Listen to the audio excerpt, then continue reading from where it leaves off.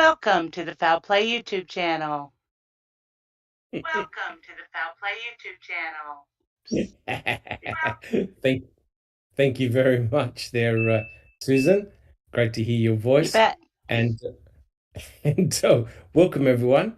Hold on, I better mute as well. Uh, Great to be here, and thank you for joining us again on our weekly podcast. We took a week off last week. I think Neverly had some time off, and I'm sure she'll tell us all about it. But it's great to be here for our podcast. Thank you so much for joining us. As you know, if you're new here, welcome. We're doing a weekly podcast entitled Making a Murderer, Reading with the Crew. And we're on episode number 5 at the moment. So if you've been following the book, we're reading passages from John Ferak's book. At the moment, we're on chapter 8, entitled Bobby's Obsession. And first of all, I'd like to welcome everyone in chat.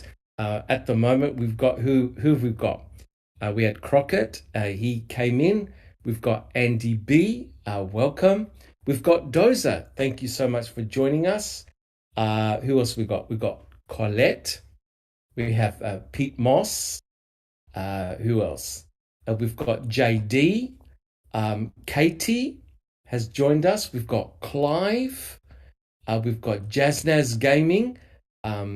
He's here. Who else we got? We've got Case 10. We've got Angie. We've got Graham Moss. We've got Rhonda SD. And we've got Anthony Hills at the moment. Thank you so much for joining us. Fantastic. First of all, I'd like to say that please remember, we are reading chapters from John Ferak's book, and it doesn't necessarily represent our viewpoints, right? The important thing is that we have selected various chapters from his book because at the moment they're tying in very, very nicely with Kathleen Zellner's latest filing, which is amazing. And also at the same time, if you've also noticed, Jack61 and the team have been doing an excellent series of podcasts on open mic, looking at the Colburn versus Netflix saga. And again, we have to thank Cherie, I don't recall, for giving us or giving Foul Play a lot of those documents. And Jack and the team have been doing a phenomenal job going through that conflict at the moment, that case at the moment involving Colburn and his lawsuit with Netflix. And it's been very, very interesting indeed. And look, guys, I'd like to welcome everyone. Thank you so much. And if you enjoy what we do, please subscribe to our channel. If you like our podcast, give us a thumbs up, leave your DNA on the thumbs up button. And again, guys, a real big thank you. And now I don't want to waste too much time this morning or this evening, wherever you are. I like to get started as soon as we can. But first of all, I've got a little announcement to make. We'd like to, everyone at the Foul Play team would like to thank Sappercop for being the member of the month. And you can join us in Discord at any time you want. There's always somebody there 24/7 to answer questions. And Sappercop is a very important member of the Foul Play community. And he contributes a lot also on the podcast and also in Discord. So a big congratulations to Sappercop for being member of the month. And I'd like to welcome Susan. She's going to say a couple of words about the merchandise. Susan, would you like to take over? Thank you, Doc. Hi, everybody. I just want you all to know that as of September 1st, and I don't think we've announced this yet, but we have chosen a new charity for the profits on the merchandise, and that is the Center for Integrity in Forensic Science, which I'm sure most of you probably know is Dean Strang and Jerry Buting's charity, as well as Keith Finley. He's a part of that too. The three of them are kind of the main players. But so all of the profits go to them. So get yourself some merch. If there's any kind of t-shirt or anything you would like to customize yourself with a certain verbiage or whatever, just let us know and we can make up anything if, that you'd like to have on a t-shirt or a coffee mug or whatever. So anyway, hope y'all go to the store and find something you like. Thanks, Doc. Fantastic. No, not at all. Thank you very much, Susan. Yeah, I've got a coffee mug and I've got a t-shirt as well, a foul play t-shirt, and it's fantastic. It's good to support the cause.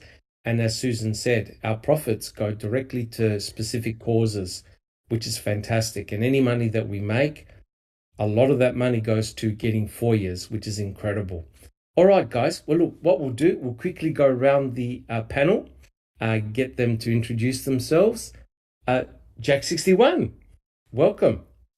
Hey, thanks, Doc. Well, as I just told you guys before we started this afternoon, I got a package from UPS from Calumet County Courthouse. It's got several, I think it's 7 or 8 consent to search forms that I requested. Plus, there's I don't know how many CDs, 30 or 40, I don't know, but I really haven't had time to listen to any of them.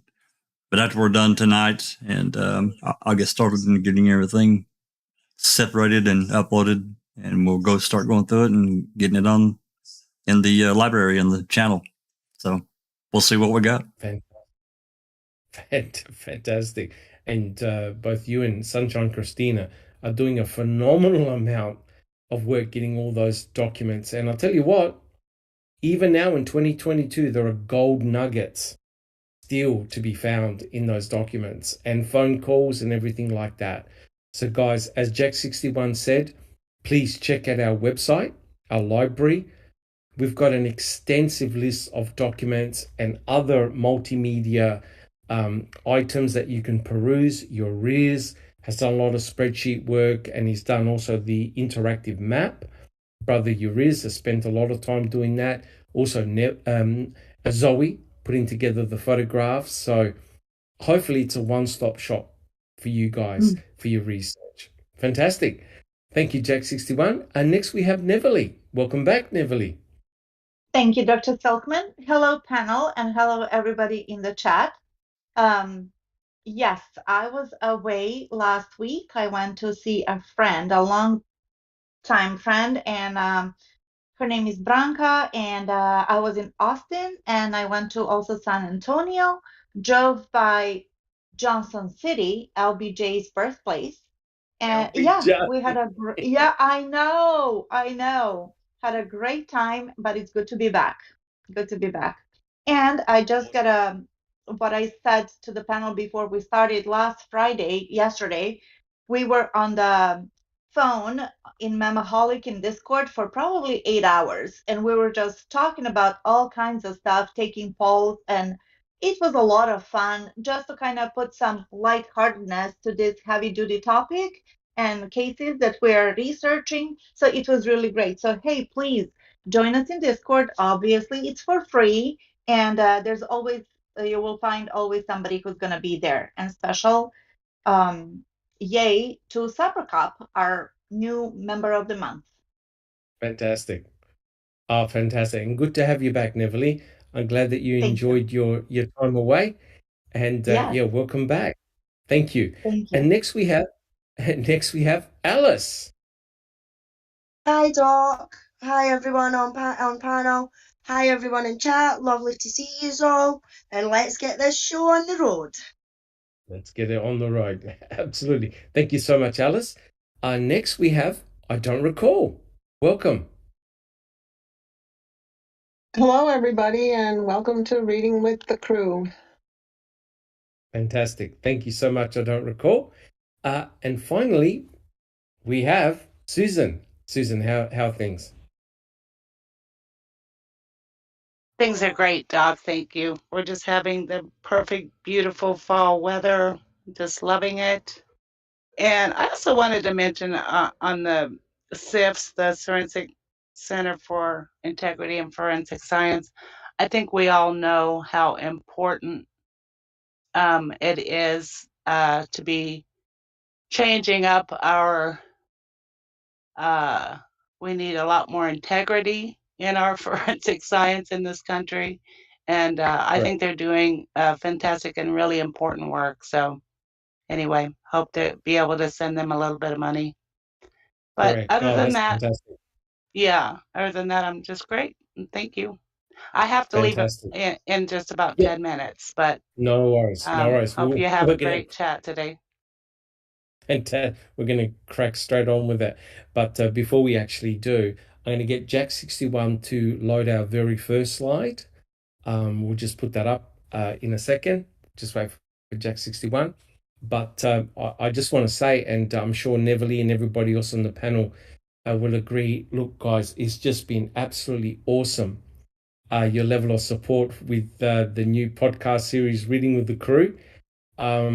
We've had almost an average of about 1,000 views per episode. I think our very first one, there's 1,500 views, and that's awesome. And again, guys, we do this for you guys, and we hope that you're finding it very, very interesting. And don't forget, put down your questions. We'll try and answer your questions actually during the podcast. If we don't, we read your comments and we try and answer them during the week. So we'll just wait for Jack61. Now, you want the Ferak photo? Ferak photo? Right. Is that what you? Yeah, that's correct. Yeah. It just wants. And I know that Susan. Yep, no hassles at all. And I know that Susan has to leave very soon, so we'll get onto it ASAP.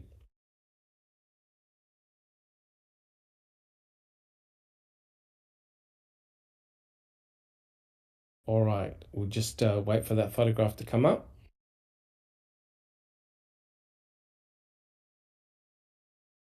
And we welcome Jennifer Manning. She's joined the chat. Fantastic. We've got, hey, Catnit. All right. So, guys, we'll make a start. So, as you can see here from the very, very first slide, we're reading from John Ferak's book. And he's written, well, at the time of this photo, when this photograph was taken, he has written 5 true crime books. Okay, so he's not a novice at this, and he's a well-renowned forensic. Well, he does a lot of journalistic work, and he's written at least 5 true crime books. And the book that we're reading from, and I really urge you guys to get it, is entitled The Wrecking Crew, Demolishing the Case Against Stephen Avery.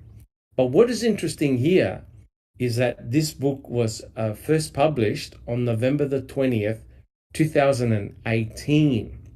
Now, it just so happens, and Jack61, if you can put up the next slide, something caught my eye during Jack's open mics. And one thing that really caught my eye was this particular email that was actually written by Brenda Schuler. As you know, she's has a very important role, an active role in Colburn's lawsuit. And lo and behold, Brenda wrote an email to none other than John Ferak. Susan, are you okay to read this email out? I am. Oh, awesome. Let's go for it. Okay, from Brenda to John Ferak. She carbon copied Uyghur, Coburn, Remaker, looks like. Subject regard your recent article on Link Coburn honored for work on Avery case. Dear Mr. Ferak, I am writing regarding the above referenced article that you wrote and attached a document I'd like for you to review. I am hoping that you will share this information because too many people are only taking the word of the defense side. Keep in mind that Stephen Avery had his day in court and was found guilty. All of the issues of police corruption, evidence planting, improper searches, credibility of EDTA evidence, etc., has been brought forth in appellate court. There is nothing new in Making a Murderer other than an incredibly slanted and selectively edited read splicing of actual testimony days apart into one version based on the defense's view. It's obvious that you have done minimal research outside of MAM, and that is extremely disappointing to me. Good God. But unfortunately, you are with the majority of viewers that take this documentary, quote unquote, and I use that term loosely, that choose to believe that Stephen Avery is some type of folk hero. He's being portrayed as the new face of injustice, and I'm embarrassed for humanity at how easily people have discounted the type of person and criminal history that Avery has, but are so quick to judge and threaten law enforcement officers that were involved, regardless of the county they reside in, their rank, or their countless years of service with no prior wrongdoing. So, in an effort to stand behind my strong opinion of bias toward MAM and your article that only portrays the defense side, I'm offering up a chance for you to show your credibility in reporting my rebuttal. I'm hopeful you will do that, and if in the end you don't, then it'll certainly be noticeable that you have no interest in reporting a story fairly to both sides. I attach a document pointing out 5 things from your article. Thank you for your time. Brenda Schuler. Oh dear. Well, we can spend an hour. We can spend an hour on that email. But what is important here, guys? Just a couple of things. I actually went to the article entitled "Lenk Colburn Honored for Work on Avery Case," which John Ferak wrote. He wrote a couple of articles on the Avery case. And I'm telling you right now, there was nothing nefarious in that article at all. If you go online, you can actually find the original article. He basically just pointed out the fact that Lincoln Colburn got awards as other officers as well who worked on the case, and that was it. But apparently Brenda took exception to that and felt the need that she needed to write to John Ferak. But the important thing to realize is this: 2 points. Who she CC'd in, right, into the email. She CC'd Wiegert, Colburn, and Dave Remiker. Okay? Now we know at least Colburn and Remiker, who are MTSO officers, had no right to be on that property in the first place. Right, guys? Am I imagining things? No, that's right. You're not imagining things at all. Yeah, Right? you're not. Now they took a lot of time to make sure that the state's coroner, Deborah Kakach, who was an office separate to the sheriff, they made sure that she didn't show up on the Avery salvage site or anywhere else. And she was threatened by Peterson that if she did so, she would be arrested. So it's very interesting that now Brenda writes this letter to Ferak talking about her displeasure in what Ferak has written. Now, the important thing to note is the time that she wrote the letter. Note, it's 2016, right? This is all around the time when Making a Murderer was released, etc., etc. And it's interesting that Brenda would find exception to someone giving an alternative point of view to what happened to Stephen.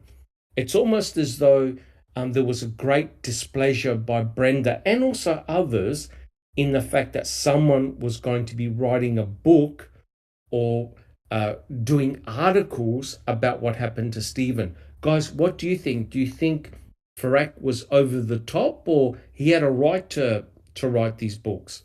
I have a question. Susan. Doc. For some reason, I'm thinking that Ferak wrote articles during the trial. Am I wrong on that? I have to check whether he wrote articles back in 2007, but there were, it probably is around about that time frame. He wrote about 4 or 5 different articles about the case, as far as I'm aware. But this one in particular, I'll have to check the date in which it was actually written. Yeah, But, I think it was. Brenda I think Schuler- it was. I think it was after Ma'am Doc. They were Yes. all of his writings were after Ma'am. I'm pretty sure. believe so. Yeah, I don't Okay. recall anything from the time frame of the trial that I Okay, can think Yeah. of. I was thinking he had, but because she had said you're basing it all on Ma'am, and I thought he had written stuff prior, but I could be wrong. Yeah, but you got to remember that there were hundreds of articles written about the trial as it was happening in situ, right? So Yeah. I don't know why. I don't know why she decided to pick on John Ferak.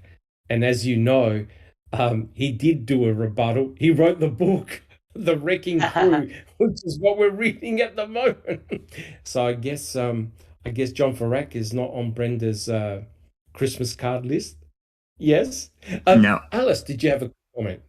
Alice, did you have a comment? Yeah, just the fact, Doc, that she's quite happy to get on to other people about defending Stephen Avery and what he's been through. But her and the guilters didn't seem to be opening their mouths about the fact that every single police that has found evidence in Stephen's case should not have been near or on the fucking property or anywhere involved in investigating this second part of Stephen's life. You know what I mean? Maybe Correct. if they'd have thought about this and done this before, and I mean, this is what annoys me, is the fact that if their case is so damn tight, shut, proven, that they keep saying that, he's been convicted by a jury and everything like that. Well, the jury got it wrong the fucking first time when it came to Stephen. They haven't been given all the evidence this time either when it comes to Stephen. So they've done the exact same thing again, but they're not opening their mouths about that. You know what I mean? They're opening their mouths about corrupt cops, and it doesn't matter how sweet or innocent that they think that they might have been. The documentary and the court documents and the evidence that we have came across in the 5 to 6 years for some of us and 3 years for some of us have researched in this case, they look dirty, shady and nasty. So you don't hear her opening her mouth about that, and that's what annoys me a lot about this case. They're quick enough at jumping on the bandwagon about Stephen, but they're not quick enough at pointing out the fact, period, no matter what police force it is in any country, they should not have been involved in for investigating this case a second time when it came to Stephen and finding all the Correct. evidence. They make themselves look guilty. You know what I mean? Correct. But thank you so much, Alice. But what I cannot believe is that Brenda wrote this letter to John Ferak, who's an investigative journalist. And in effect, I don't know what you guys think, because what I got from listening to the open mics, because unfortunately due to time zone differences, I can't attend the open mics, but it's a form of censorship. It's basically telling John Ferak, don't write about any of this. Do not approach the subject. Keep right out, right? Do not give information that people can read and make up their own minds, etc., etc. I don't know about you guys, but from what I've been listening to with the open mics, it's a massive form of censorship, and it's happening one way. So Kathleen Zellner and everybody else, they just want to go away. Jack 61, what's your impression? Oh yeah, this going through, as you said, Doc, it's insane. The other night, actually the last one we did, there were a number of text messages between Brenda and Coburn, and Oh my God. That was some really interesting dialogue between there. But I get from as long as I've been in it now, I used to get really, really angry, and I'm it still bothers me. But I've tried to step back from that emotion. In exactly what you've just pointed out, this censorship. If you say anything wrong against a cop or the police force, you shouldn't do that. And but I disagree from the standpoint. Who was standing up and saying anything back in 2005, 6, and 7 when all the media was completely against the Averys and the Dasseys? Right? Correct. I'm sorry. Go ahead. So now I was going to say we're just about to see an example of that as well. Jack 61, continue. Well, the last thing I'll say, speaking of the media and their impact on how the public perceived the case, the unaired interview that Anjanette Levy did with Brendan, because he didn't say what she wanted and what they expected. I think that was me personally, this is a personal opinion of Jack. I think that was a setup. I don't know that she was necessarily working with law enforcement, but it sure come across that way. She was trying to get him to say stuff and he wouldn't do it. He absolutely refused, and they did not air that interview, and it really bothers me. Correct. So there's another side of this coin here that her jumping down his throat and what he presented in the paper of things that he found. He's a pretty damn good investigative journalist, in my opinion. Oh, he is very, very much so. Thank you so much, Jack 61. All right. So what we'll do, Neville, did you have a comment? Yes, I can't. Okay. I cannot. I thought I was going to be a good girl and just, not talk about this email, but I'm sorry, I have to say something. First of all, let's give a warm welcome to my friend from Texas, B. Bogdanich in chat. She joined us. Yes. So yeah, I know, right? So she's there, which was very sweet. Yeah. And then to get back to the email, there's one sentence that it's like nails on the chalkboard. First of all, I find it very aggressive, which when you confront somebody, there's no need to be aggressive.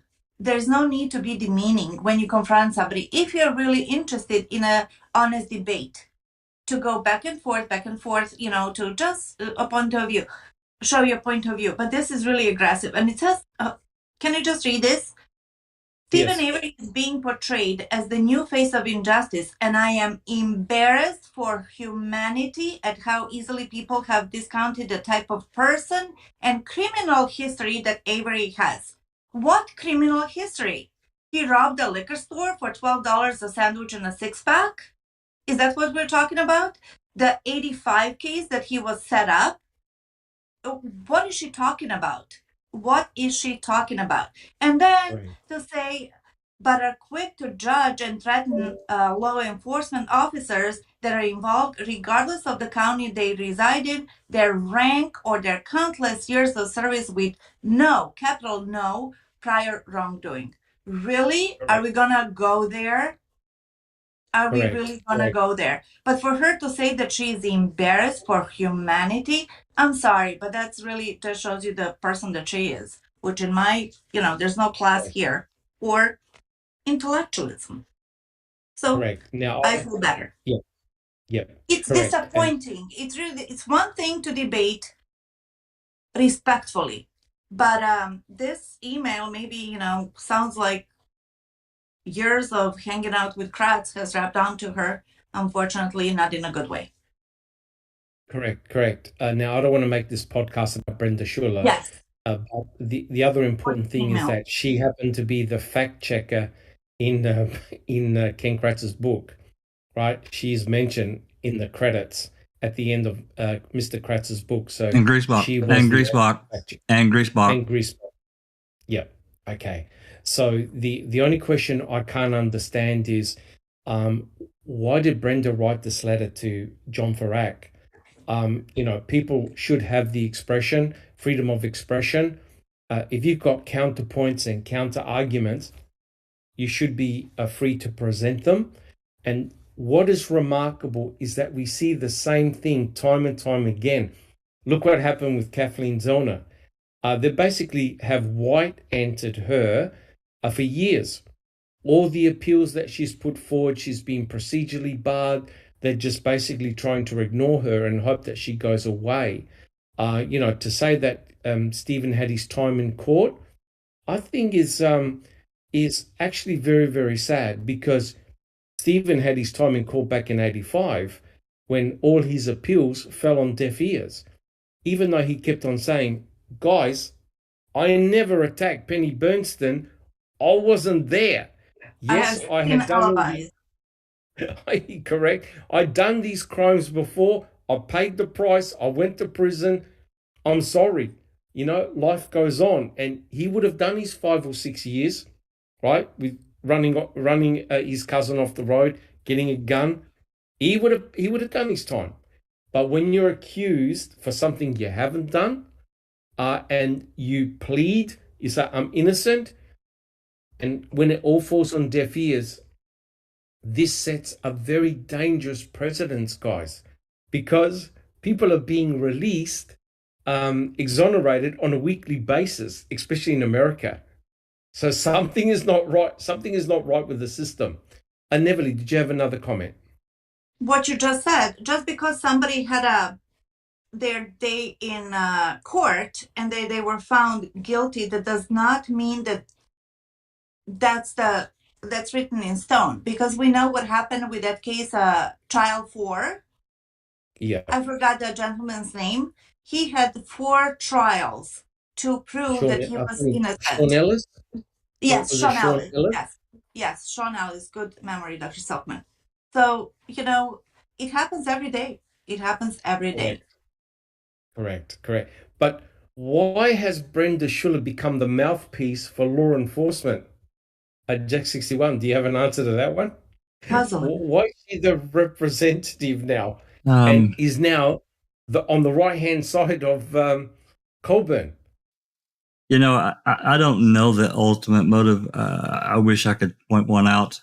I see, a lot of different things, because there were other emails that, that were sent to Manitowoc County that we've read that, I don't want to say anything too derogatory, but it's because now that we know that there's an involvement with the counter documentary, Convicting a Murderer, there seems to be some ulterior motives, plus this contract that this exclusive contract that Colburn signed with Convicting a Murderer, that lends itself to even pointing out going down a different path. And it's not necessarily to help Colburn, but really to promote this other documentary. Whether that's right, wrong, or not, I don't know, Doc. Correct. And from what I know, but I mean, the amazing thing is that all this is related. What you're doing in open mic, what we're doing here, reading with the crew, it's all related together. Absolutely. And the parallels are just phenomenal, right? And then we've got what Brenda wrote to John Ferak, and it's very, very interesting. All right, guys. Well, look, can we have the next slide at X61? Yeah. Oh, welcome, Dark Side. Give me just 1 second, Doc. Yep, no hassles. So this is the letter that, the email that Brenda wrote to Ferak. But now let's hone back about what we're reading today. And this is very, very interesting. I'll just wait for Jack 61 to put up. This is the newspaper clip. Okay. Yeah. We'll just wait for that to come up. It'll pop in. Yep, no hassles. And Alice, are you happy to read this out? Have you got it on your screen? Yep, I can do that, Doc. Yep.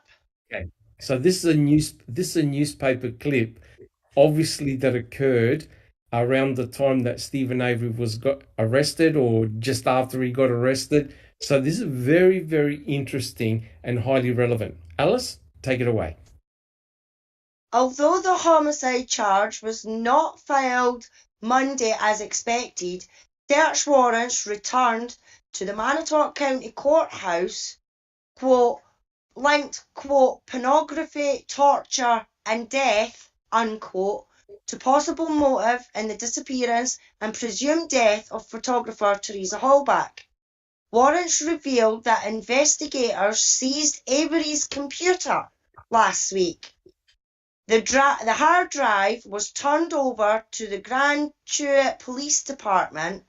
The department, like the State Crime Lab, does forensic examinations of computers.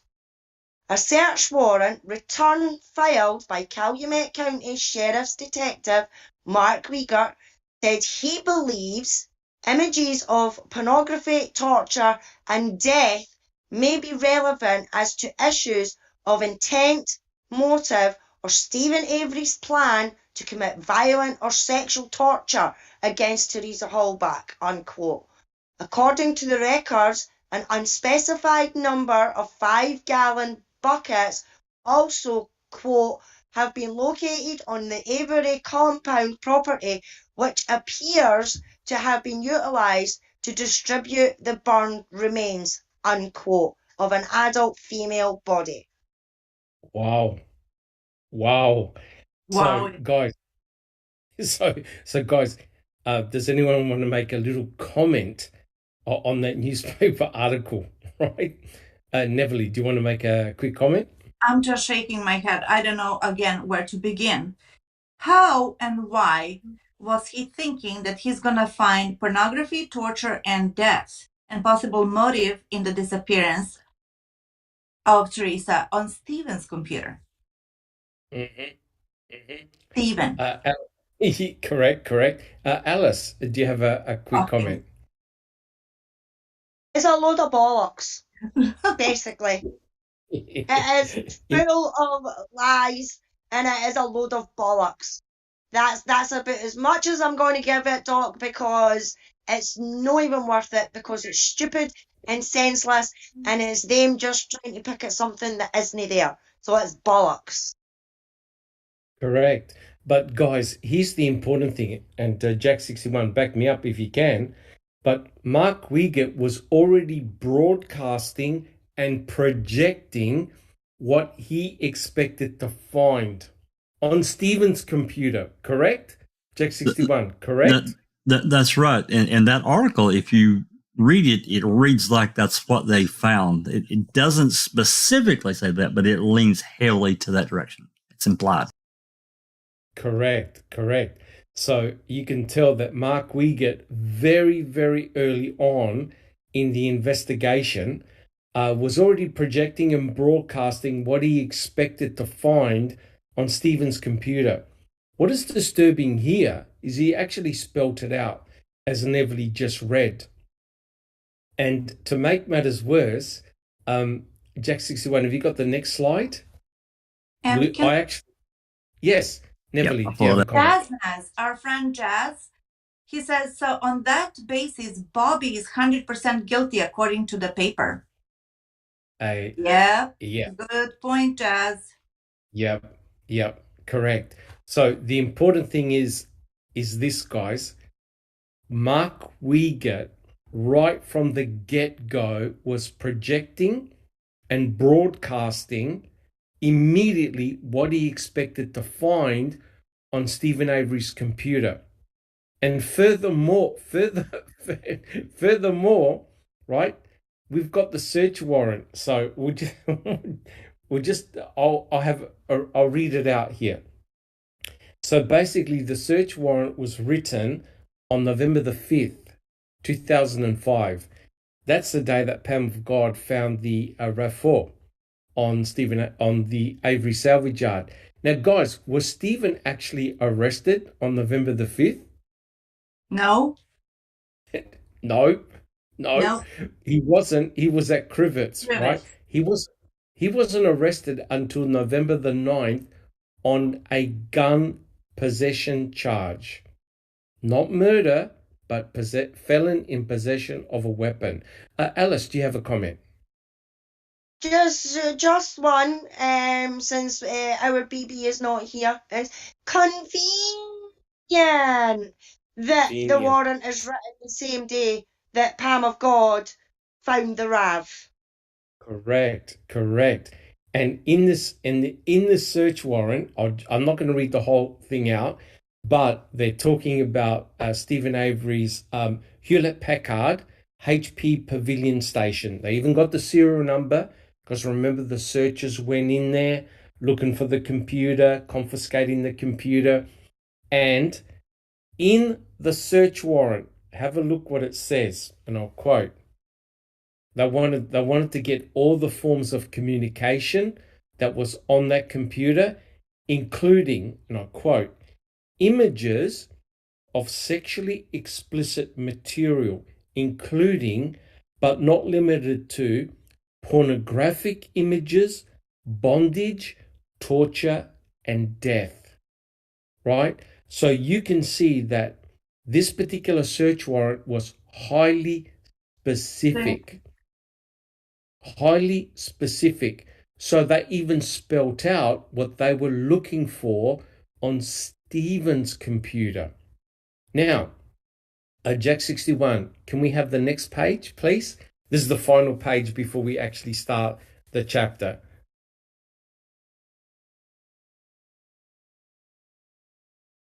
So we'll just wait for that to pop up. So, Everything that you just said there is on Bobby's computer. Yeah. Correct. You know what I mean? But Bobby wasn't even on the radar at this stage. No. Bobby was not even on he was not on the radar at this stage. Now, does this tend to suggest that the focus on November the 5th was Stephen Avery? Yes, let's get a poll in the audience. Does this indicate that on November the 5th, the target was Stephen Avery? Yes or no? What do you think, guys? Absolutely. So Stephen was mentioned and his computer was mentioned on November the 5th, right? And you can see that the actual search warrant was obtained by Wendy Baldwin, right? And correct me if I'm wrong, but wasn't Wendy Baldwin the person that was up on the aeroplane with her boss? Her boss? She was the new chick. The aeroplane? The new chick. Yes. So she was up there. So she was everywhere, right? And I think Wendy Baldwin also did a walkthrough of the property with another detective, right? So Wendy Baldwin was absolutely everywhere, right? So you can see that already had drafted up a search warrant looking specifically for those items on Stephen's computer. Right. All right. So guys, we can actually I have a question. Yep, go for it. What gave him the idea that this will be on Stephen's? This specific, as you said, it was very specific. What gave him that inkling, gut feeling, whatever, that they were going to find this? And this was on the 7th of November, which was Monday after the RAV was found. What gave him an idea? Correct. They didn't have any blood test results. Nothing. They did not know whose blood was in that RAV4. They do not know how that RAV4 got there, but Mark Wiegert had already drawn up a search warrant wanting Stephen's computer and even projecting what he expected to find. So in other words, he had already marked this as a sexually motivated murder before any forensic tests were done. They had to, right? It's what's called, I don't know what it's called specifically, but the Sapricop could tell us it's hedging your search warrant, what you add into it to make sure that judge is going to sign it. Correct. But nobody else was looked at initially. Is that correct, guys? it seems to me that that search warrant was highly specific for Stephen. Absolutely. Yep. Unbelievable. Yep. All right, so guys, keep all that in mind when Everly starts reading this next chapter. All right, Jack 61, would you like to put up the first slide? Slide 1. We're reading. Yep, we're reading chapter 8. Give me just 1 second. Bobby's obsessions. Yep, no hassles at all. So early on, Mark Wiegert pointed the finger at Stephen, and already he labeled this as a sexually motivated crime, which is very, very interesting. So he was expecting to find images or material involving death, torture, bondage, and pain. So keep that in mind. Right, so we'll just wait. I mean, this case is just so mind-blowing. All right, so we'll just wait for the very first slide to come up. For those who are following the book, we're reading chapter 8, Bobby's Obsessions.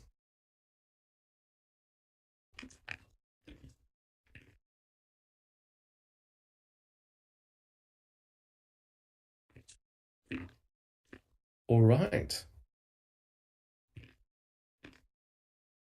And I think Graham Moss in chat says, do you think they were going to say switch Bobby's computer with Stephen's? Well, the thing is that when the forensic or when the investigators went in, they specifically took Stephen's computer, and each computer has got a specific serial number, right? So the one is tied to the other. You can't switch them easily.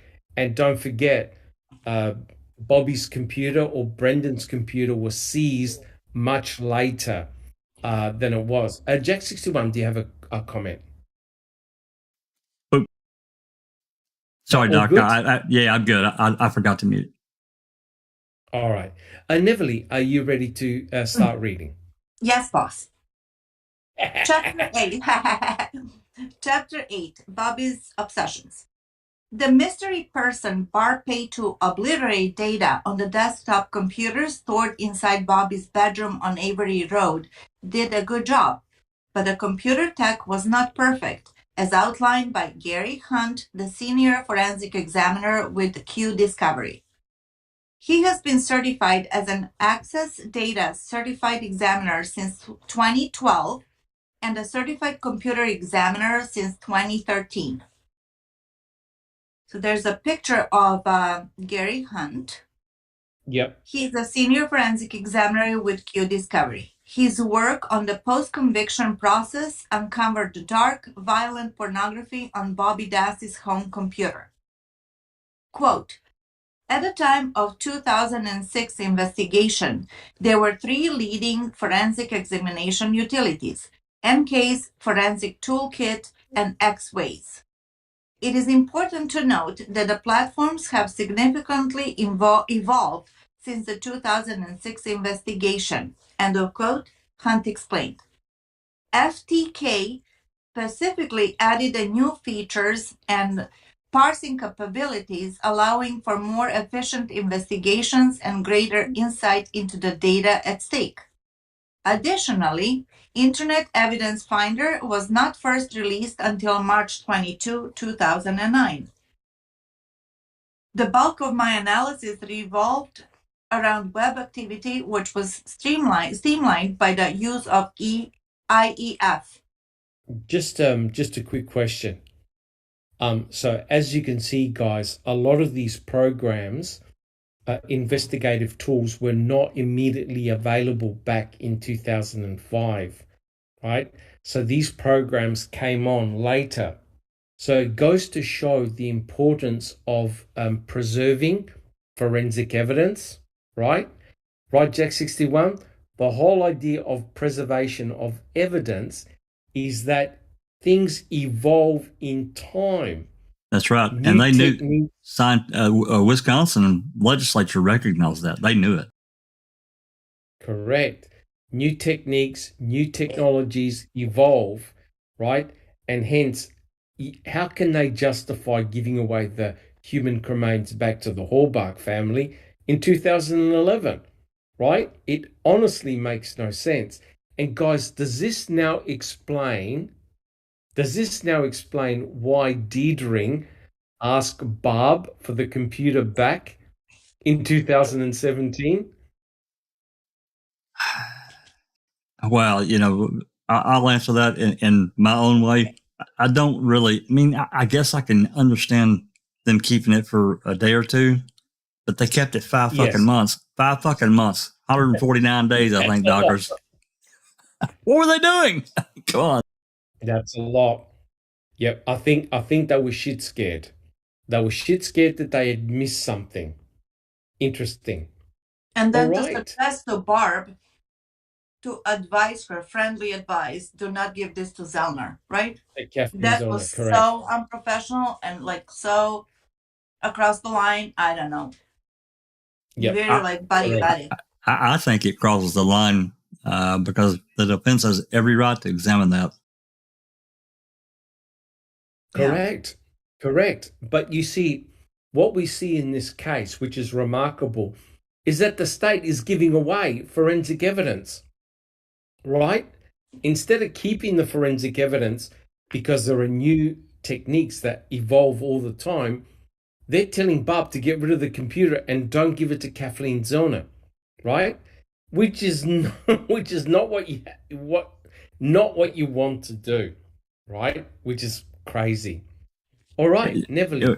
Sorry, Jackson. Yeah, just one last comment. It's bothersome, understanding from a geeky standpoint the difficulty in full erasure of a hard drive, and that is removing something. There's also significant issues if some specialized tech wanted to add something. And I'm not saying that something was added to that hard drive, but I'm suspicious that it was. I don't know that, everyone. I don't want to open up any rabbit holes. But why would they keep it 5 months? It absolutely makes no sense at all. They could have ghosted that hard drive in a day or two and gotten it back to her.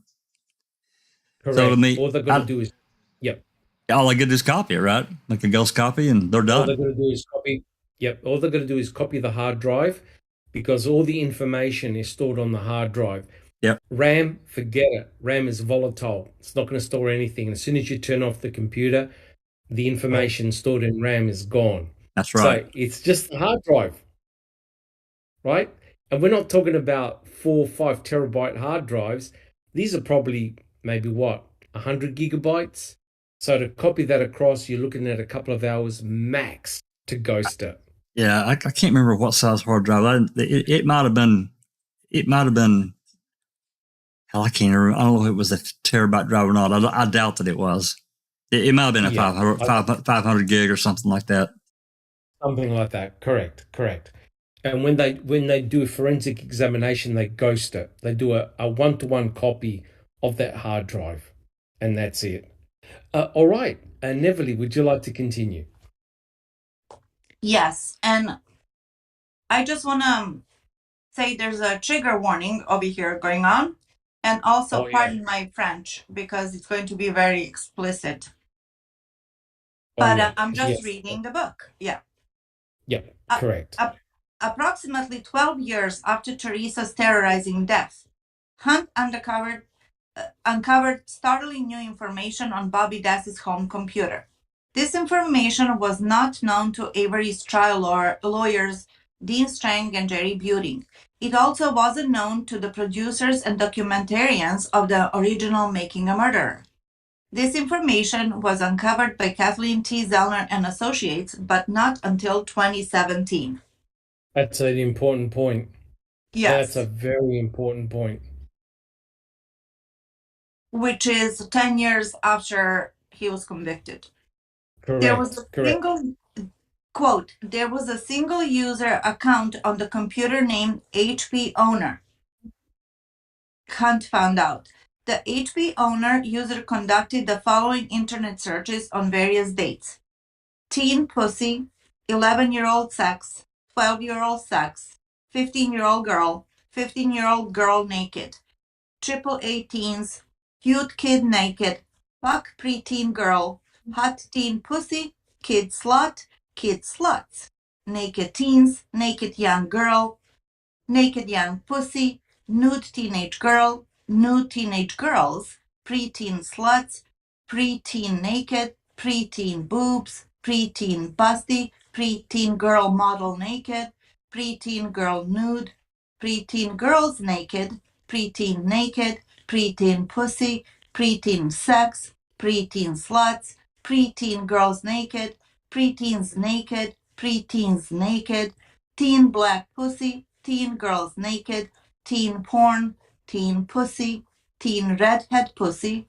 teen sex, teen twits, teen twat, teenage pussy, teenage naked, teen spread wide open, wet teen pussy, young 13 girl nude, young 13-year-old girl nude, young 13-year-old naked, young 13-year-old naked, horse cum, car accident, car accidents, deceased girls, deceased girls, deceased girls, drowned pussy, drowned girl nude, drowned pussy, fast car accident, gun to head, knife goes through skin, rotten girl, seeing bones, hot girls, and tempo car accident. End of quote. Gee, I'll tell you what. I need soap Now- in my mouth just for this. Now, does anybody see anything wrong with those searches? Everything. Anybody in chat find anything wrong with those searches, or is this normal? Other than fast car, yeah, I got a problem pretty much with the rest of it. Oh my god. Yeah. Okay, I have a question regarding the car. Why tempo car accident? That's kind of specific. Do we have any connections? Why is it tempo car accident? I'm just trying to remember. There was remember that car, guys. There's a video of it where they looked that car up there in the junkyard at the Savvy salvage yard. Was that? I can't remember if it was a tempo or I don't know. I don't know if there's a connection or not. I don't recall anything specific. Interesting. Me neither. But remember how Earl had he was talking about some car accident where two girls were killed. Yes. You think of that? That's correct. Was that a That's tempo? correct. That I'm not 100% sure, but that's something that I'm sure can be hunted down. But I think if you have a look at these searches here, they're mainly for underage girls. Very. Underage girls, very young girls. And I don't know about in your own country, but in Australia, just having this material on your computer, you got jail time. You're going to prison. No questions asked. You're going to prison. And I'll tell you right now, had this material been on Stephen's computer, guys, what would have happened to Stephen? Alice, what do you reckon would have happened to Stephen? Had the search terms been found on his computer, what would have happened, Alice? In my opinion, Doc, if this shit was found on Stephen's computer, it would have been plastered on every press conference, it would have been on every news station, it would have been in every single paper, there would have been mobs outside the Avery salvage yards with their pickets and everything like that. They would have been shouting it for the heavens if this stuff was found on Stephen's computer, because they say he's deprived, he's a rapist, he's an abuser, he's this, he's that, he's the other.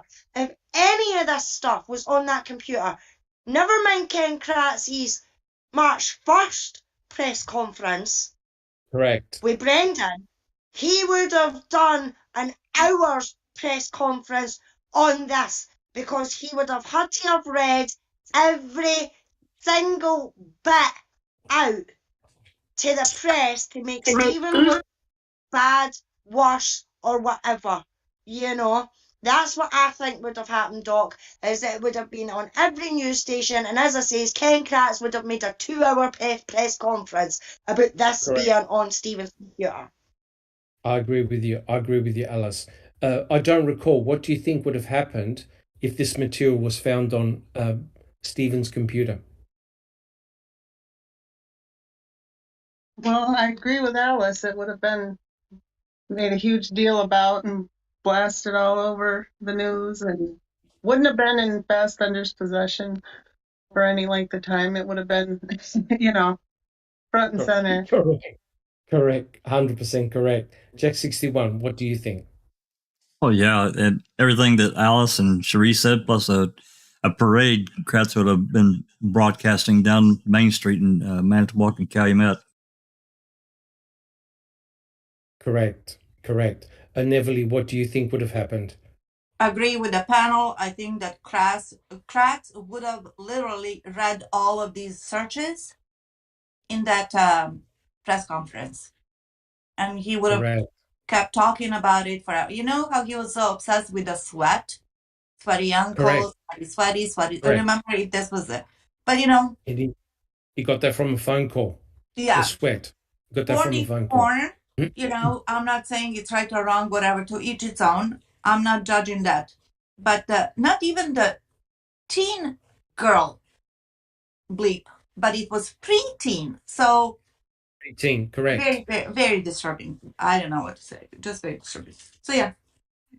Correct. Thank you so much, Neville. And welcome, Sunshine Christina. Hey, Christina. Welcome. Hi, y'all. Sorry I'm late. No, not at all. Thank you for coming along. The question is, what would have happened if those search terms, I don't know if you saw them, if those search terms were found on Stephen's computer? What do you think would happen? We would have had lots of legal documents and newspaper articles and media press releases explaining how this makes him guilty of Teresa Halbach's murder. Correct. 100% correct. And remember, guys, thank you, Sunshine Christina. Remember what we did at the beginning before Neville started reading the chapter? We talked about the search warrant that Mark Wiegert wrote up and exactly what he was expecting to find on Stephen's computer. Right, Jack 61? So it's all exactly coming beautifully together because remember, during the trial, they were asked, the investigators were asked, did you investigate anybody else? Yeah, of course we did. That was Fassbender. And what the hell did Fassbender do? What did he keep in his possession for a long period of time? Jack 61, what did he keep? What did he happen to keep? He kept the final report of the Valley's final report of the Dassey PC. Correct. And don't worry, guys. That's going to be the next chapter that we're going to be reading from Reading with the Crew. So it's all coming beautifully together. So it's quite clear that from the get-go, Stephen Avery was targeted, right? They wrote a specific search warrant for Stephen, right? To grab his computer and to look for specific things on his computer. And what is remarkable, guys, is I remember when they spoke, when Fassbender and Wiegert were talking to Stephen on November the 9th when he got arrested, Stephen even admitted that he had watched some adult movies that night. Remember? He even told them what he was watching. He never hid a thing from them. He goes, yeah, I watched some adult movies, and they could have checked it because he had cable TV. And look, he was open, honest, upfront, and yet, have a look at this. All this material was not on Stephen's computer, but it was on somebody else's computer. Neville, do you have a comment? Yes. Don't you guys think that there's a difference between adult movies, triple X, porn, whatever you want to call them, and death searches for girls in relation to sexual motivation and whatnot. So how did that come about? That's what I'm saying. The search warrant was so super specific, like tailored to what Ferak just listed and what I read for 5 minutes, highlighted in yellow with every single possible explicit word. That's the suspicious part.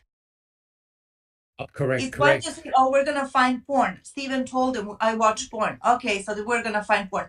But where did you get, torture and death? That's not regular porn. I'm sorry, it's not. No. Thank you, Neverly. Jack 61. Just a quick question for Christina's comment. We have to wonder on May 11th when Fassbender got the CD from Valley and he started looking at it. He did. Why didn't he act? But why didn't at minimum investigation into what was found on that computer, even if nothing was done, but no calling in of every person that potentially had access to that computer in the Dassey house. Hey, look, I'm not throwing shade on anyone, but questions need to be asked. Yes. Again, even if nothing was done, why weren't questions asked? That's my thing. Well, what's even worse, Jack 61, is that, correct me if I'm wrong, but Fassbender actually was a representative for porn and violence on the internet. Yeah, he was on some task force or something. He was on a task force.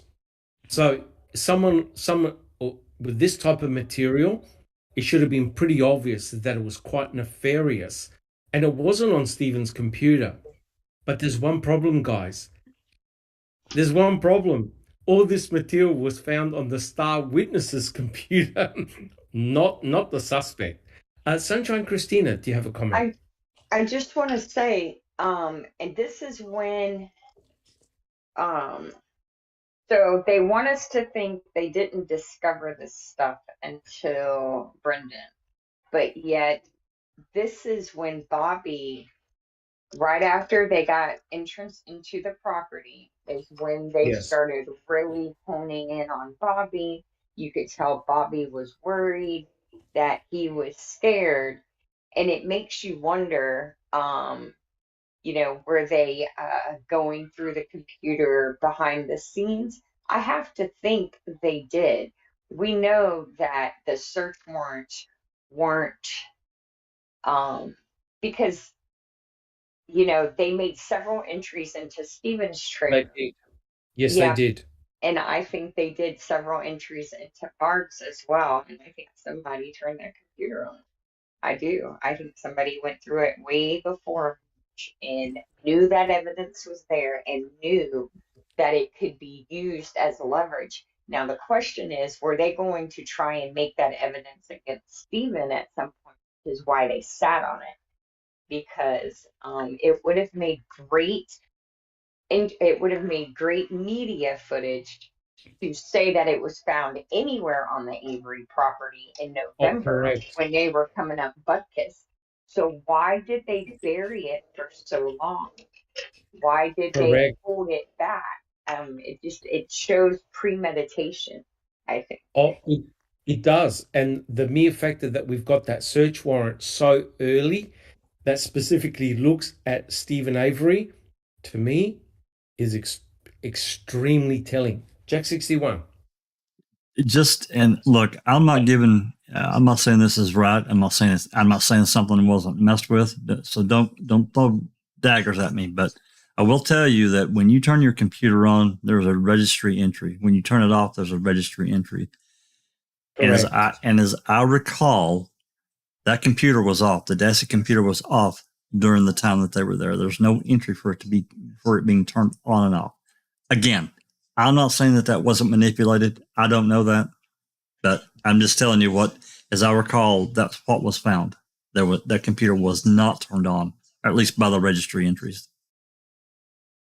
Correct. And my understanding is that it was password protected as well.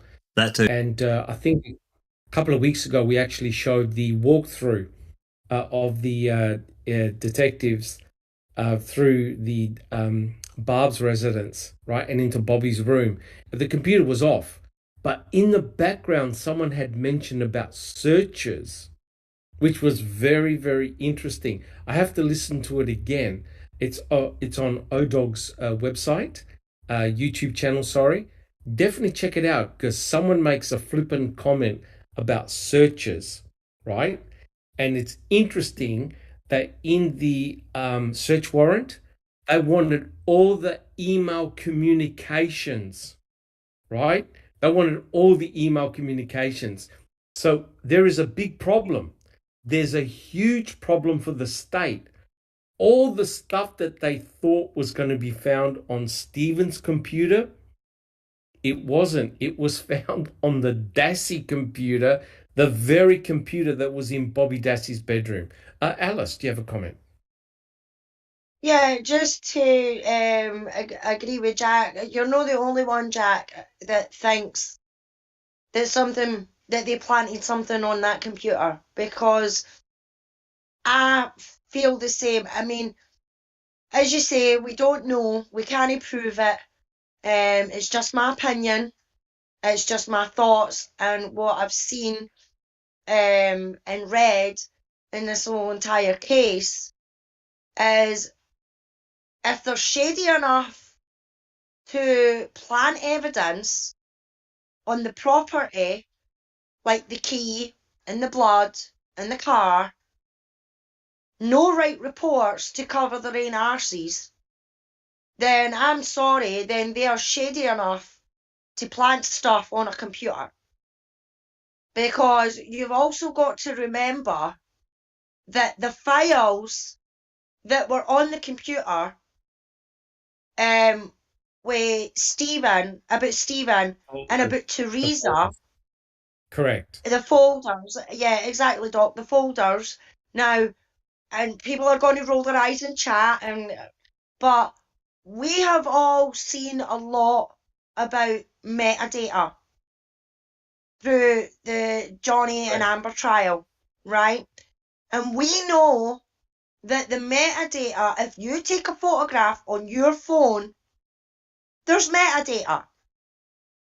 Correct. If that photograph has been altered by somebody else, by maybe sending it to a third party or whatever, then the metadata can be altered, or it can be not there at all. Now, I'm sure we've read somewhere or I've seen somewhere that the folders about Teresa and Stephen had no metadata. We're going to actually cover that.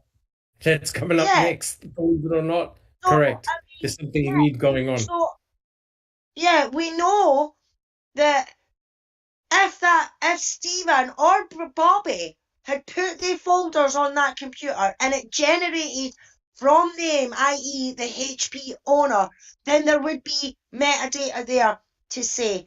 So that makes me think even more and double down even more that they put the folders on that computer in 2017 when they took it back off of Barb and they had it for 5 friggin' months.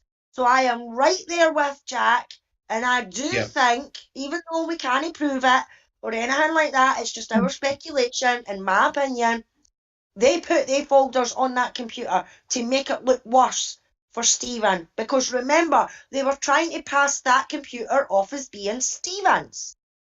Correct. But the problem is, Stephen didn't have the password and he was in prison. He already got arrested on November the 9th. So anything after November the 9th, it cannot be Stephen, right? It's as simple as that. So, and also don't forget, Brendan Dassey got arrested too.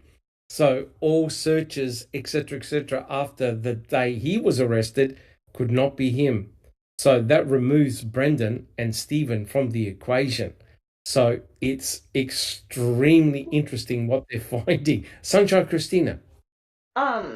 Also, we can't forget how they stopped Stephen's digital camera, all the oddities around them acquiring that camera, and it makes me think that there may have been a desire to try and make the camera look capable of, or make it look like images came from that camera that was actually scrapped, because they at the time didn't realize that it would come back. They didn't, the people trying to do so didn't know it would be easily shown to not have been Stephen that put them on there. I've always Yes. found all the activity of law enforcement sarcasm, lots of sarcasm, calling them that, around Stephen's camera, very bizarre. Oh, correct. They, in fact, they confiscated the camera because remember the interview they had with Jody, and she gave them the camera, right? That they wanted to have a look at all the images that were on that camera. Jack 60, thank you, Sunshine Christina. Jack 61. Yeah, just to add to what you and Christina are talking about with that camera, what's really odd, I mean, this rumor that allegedly got heard that there were photographs of this bondage and this torture of Teresa, but it's strange. Correct. It's really strange that Uyghur didn't get interested in that camera until almost a year later. This was fall of 2006 before it ever really came up at all. Correct. And if you have a look at CASO, thank you, Jack 61. If you have a look at CASO, Brendan was actually asked whether there were photographs of Teresa Halbach. So the implication was that Stephen and Brendan had actually taken torture photographs while they were torturing Teresa Halbach on the bed. And it's very interesting. Where in the hell would we get the notion that there were photographs of Teresa Halbach? And that she was tortured. And that she was tortured. It makes you wonder, are there actual photographs around showing Teresa Halbach being tortured? I think there are. I think there's evidence to make a strong argument that officers have photos of Teresa pre-murder being tortured. Also, don't forget how Kayla was also questioned about all cameras on the property. And I always thought choosing Kayla to ask that question. Yeah, that's strange. All the people on the property, Kayla Avery, a 15-year-old kid who at that time was on par mentally and emotionally as Brendan, was interesting. Correct. And Very good point. If I can just go back a little bit to the file that they found with Teresa and Stephen's file on the computer, and for them not to further investigate or be interested at all, it's very suspicious. It makes you really think that something weird is going on, which it is. Because imagine if that was really found on Stephen's computer. Oh, would have been end of story. It would have been would the be all end of over the story. paper. Exactly. Cracks would have a ball. Correct. Jack, thank you, Neverly. Jack 61. As I recall, Doc, that the reason that we got interested in, I don't remember which kid it came from and how I really don't know how he got to Uyghur, but there was a rumor that got started at Brendan's school that there were photographs, and that's where it came from. Yep, Campion. I spoke with Campion. There you go. And then he admitted that he had made it all up. But let me tell you right now, what is disturbing, guys, is that we get asked Brendan directly. He said to him, "You took photographs, didn't you?" So it begs the question, bloody hell, did Uyghur and Fassbender actually have or find photographs of Teresa Halbach being tortured? What the hell would he pull that out of the air? Why say something like that? And of course, Brendan denied it. But why would we get asked Brendan directly, "You took photographs of her, didn't you?" Guys, Sunshine Christina. I think we all know the quote, burnt electronics, quote, in Stephen's burn barrel are not Teresa's. I think they're a prop, like about everything else in the case. So when they found the RAV prior to the 5th, did they also find her camera? And was her camera used to document her torture and eventual dismemberment prior to being burned? And what happened? What happened to her Hasselblad camera? That $2,000 camera? Yeah, correct. That's correct. Her Hasselblad camera, which cost thousands and thousands of dollars. Yeah, I don't see anyone. This is just my opinion. I don't see anyone connected to this case who are likely suspects having the skill to know how to operate that. I think it would have been it would have been what's the word? It would have been intimidating for them, right? Because that was a serious looking camera, and I don't think it's a point and shoot, wasn't it? Oh no, that takes some skill. It takes some skill to use that camera. Yeah, so I think that if the Hasselblad camera wasn't quietly returned to her mom and dad, I think it was likely sold, something like that, by the real perp. And that's just my thought on that, because I always wondered the lack of investigation into that camera. Interesting.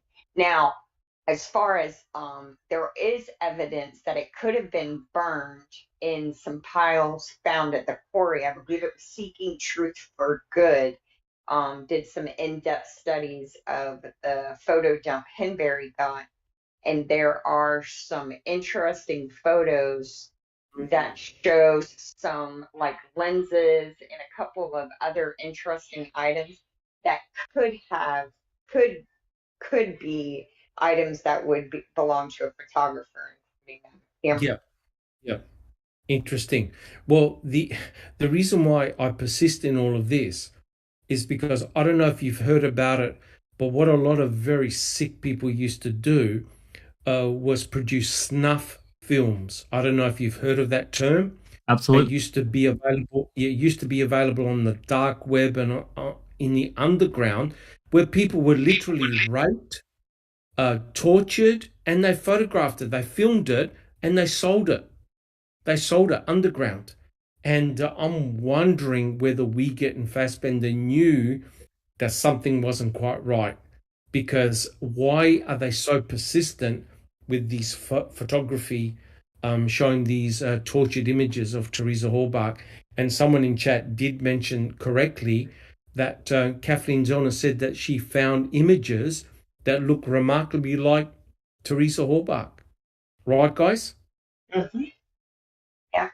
And, that's right. Yeah, and there is, I just want to mention, there is that he isn't really disgraced, he is imprisoned.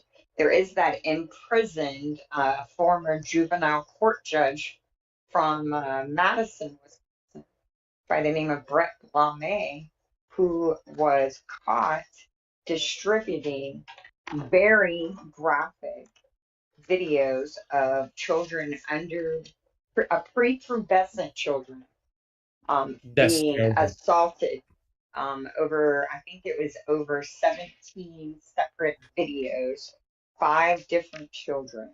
So snuff filming, people who dabble in this sick, evil thing still love to document themselves doing it. And it's still very much a hot commodity for those who practice evil. Correct. Yeah, it's just shocking. All right. Neverly, would you like to continue our reading? Absolutely. I'm ready to continue. Okay, let's go. At the time of these repetition searches, Bobby was 19 and worked the 10 p.m. to 6 a.m. shift at a metal processing facility in Manitowoc, not too far from his home. From Bobby's bedroom computer, Hunt recovered 2 pictures, quote, in the unallocated space, the first showing Teresa Halbach and Stephen Avery, the second showing only Teresa Halbach, unquote. Both images were carved from the unallocated space of the computer hard drive. Since the files were recovered via data carving, there is no file system metadata available. In other words, the file's original paths, names, and creation dates, accessed or modified timestamps are not available. Now that's bringing up the point that Alice made. How come there's no information about those files that are on that computer? That's rather bizarre. As Jack 61 alluded to, each has got a specific registry entry and a path, but on these items there was nothing. Alice, do you have an answer? Oh, exactly, Doc. Bingo, spot on. We know that it generated for their computer, there would be metadata. There would be, because that's where it was produced. Right. You know what I mean? It would have been HP owner or whatever computer, the owner of that computer, there would have been metadata there. But to say that there's no origin path, names, or creation dates, accessed or modified timestamps are not available. You take a picture, all of that stuff is there. Correct. It says where it was taken, the location it was taken, the time it was taken, the size of the picture, you know what I mean? Everything. So, in my opinion, again, they were put on after because they were trying to make Stephen look worse than what he was, and he thought that I think they thought that Kathleen would come across these folders and be like, "Oh my God, he's guilty!" And it wasn't the case, because the more she dug, the more she found out that these searches and things like that were done on a certain time span, and the only person that was in that house at the time, for what we know, was Bobby. And that's what she's trying to point out. That's correct. 100% correct. Thank you very much, Alice. Jack 61. Not to get too technical, but I'm a little geeky, and I suspect many in our chat are as well. But, you know, for a hard drive, whether it be a solid state or a mechanical hard drive, before you partition the hard drive, it's basically pretty much, there is a little area typically that you can't access, but that's unallocated space. Once you can have multiple partitions. It's gotten even better as time has progressed, but you can have multiple partitions on a hard drive and still leave room for an unallocated space. So in the unallocated space, there's no real file system. You may have data there showing, but it doesn't, there's the rest of that of what Alice and everyone's talking about, the metadata, is not captured. It's just data. So you know, if that had been, you know, if Windows had been running and that had been put on there, boom, you're going to have everything. You're going to have, at minimum, you're going to have the creation date of when that file is created on that computer. But in the unallocated space, there's no file system. Correct. And thank you, Jack 61. And I looked it up, and it says space on a hard drive not assigned a drive letter, right? And normally That's right. when you get data or create data, it probably goes under the C drive or the D drive or a specific drive, so you can find it later on. The fact that there has no metadata is it's a very, very interesting. All right. Neville, would you like to continue reading? Sure. Quote, in conclusion, the computer was used to run internet searches, including but not limited to those identified in the previous paragraph and Exhibit B. Some images displayed as a result of the searches were clicked on by the user. Additionally, 2 pictures of Teresa Hallbach were recovered from the unallocated space.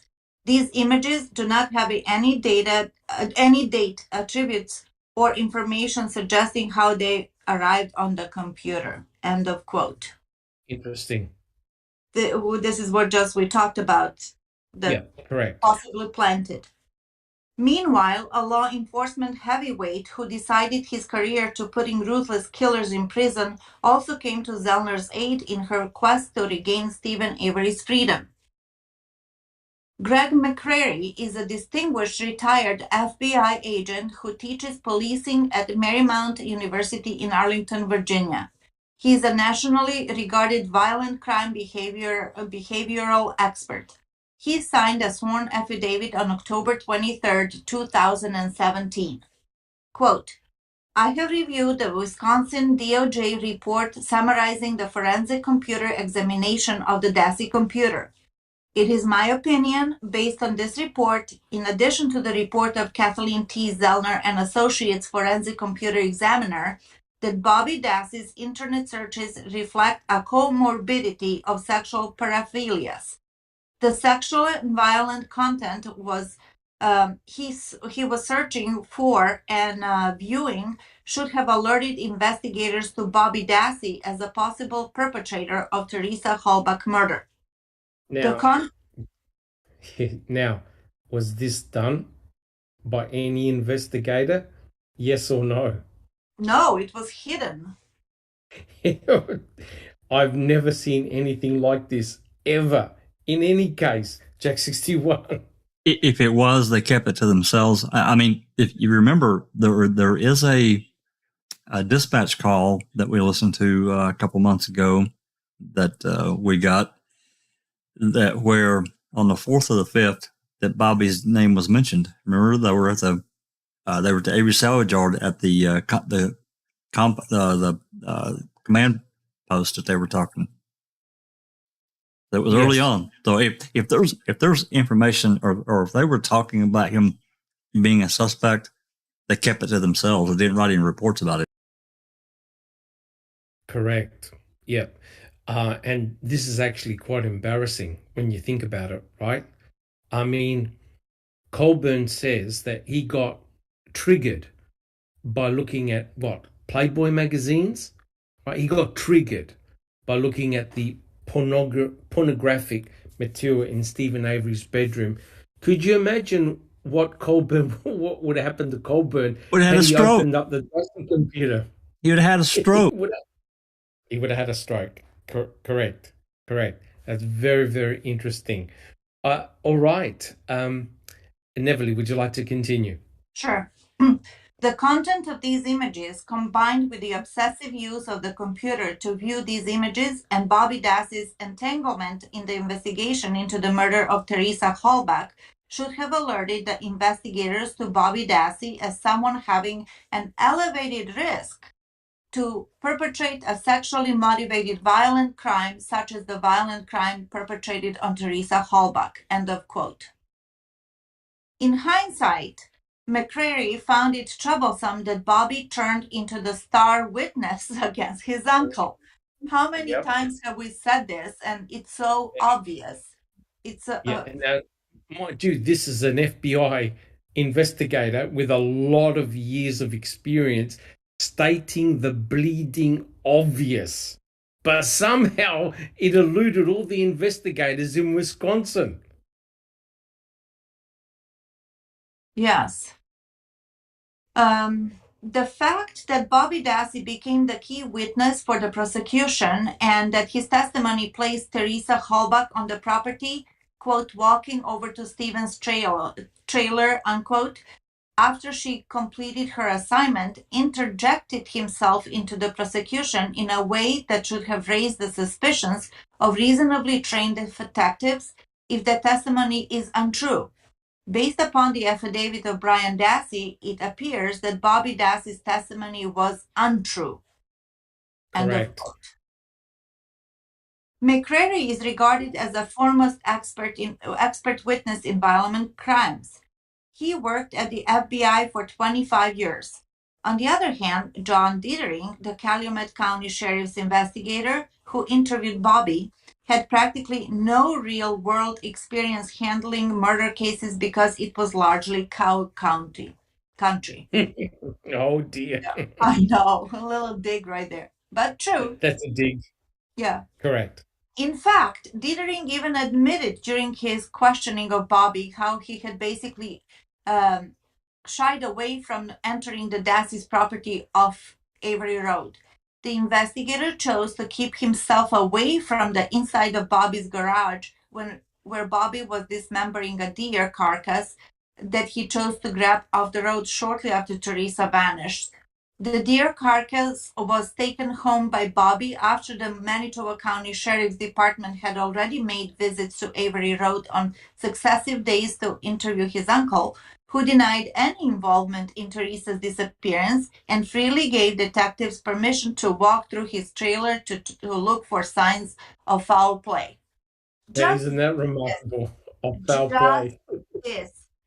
When I watched, yes, Making a Murderer, and when it was when it came to that part when Stephen said that Andy Colborn asked him, well, can I go look around without any warrant, without anything? He said, sure, go ahead. Just like that. Did Stephen know that Andy's going to ask him that so he could clean up? No, he didn't. And what did Andy say? There was nothing that he saw, nothing that would stand out. And also Remika, I think was a Remika and Lenk who went the day after as well.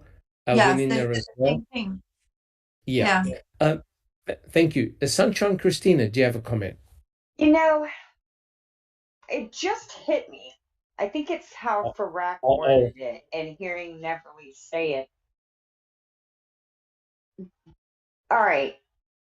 Either they're completely clueless and have not recognized that Manitowoc has it out for Stephen, or Bobby, why would you bring home a deer and cut it up in your garage and make a bloody crime scene, knowing the cops have just been there looking at your uncle about a missing woman?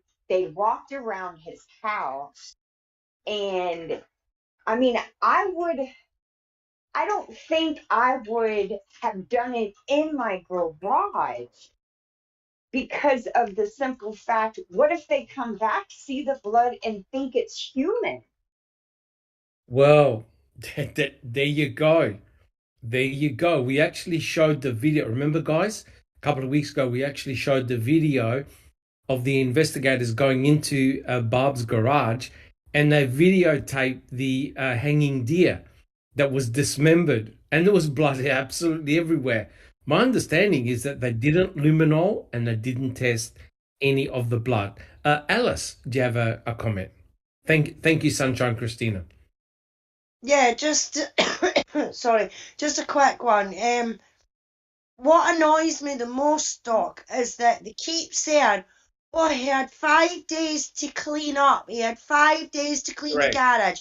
He had 5 days to clean his bedroom. He had 5 days to burn this. He had 5 days to do that. Bollocks! The coppers were on that property from the 3rd onwards. Correct. You know, so where is the 5 days that he had to clean up? You know, she disappeared on the 31st. She was not reported missing until the 3rd. And then the police are going to Stevens on the 3rd. But yet he had 5 days to clean up.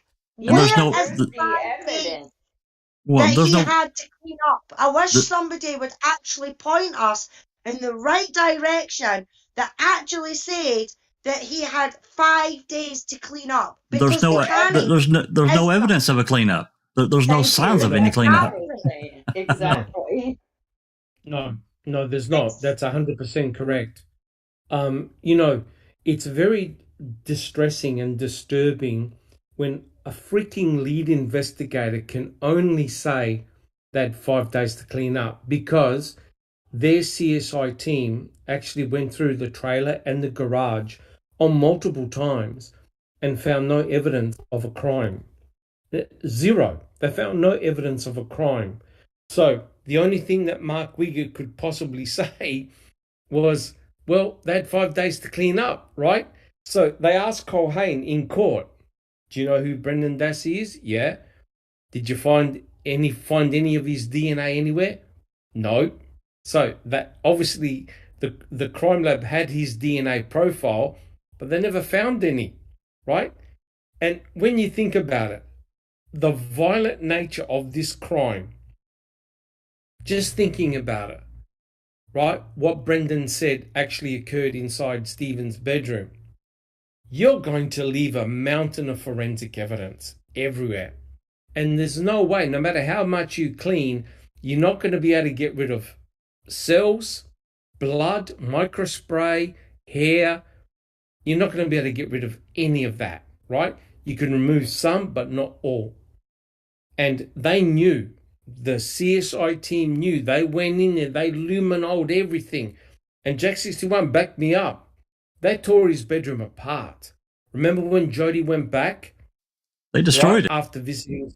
After visiting Stephen from prison, the whole bedroom, the whole place was turned over.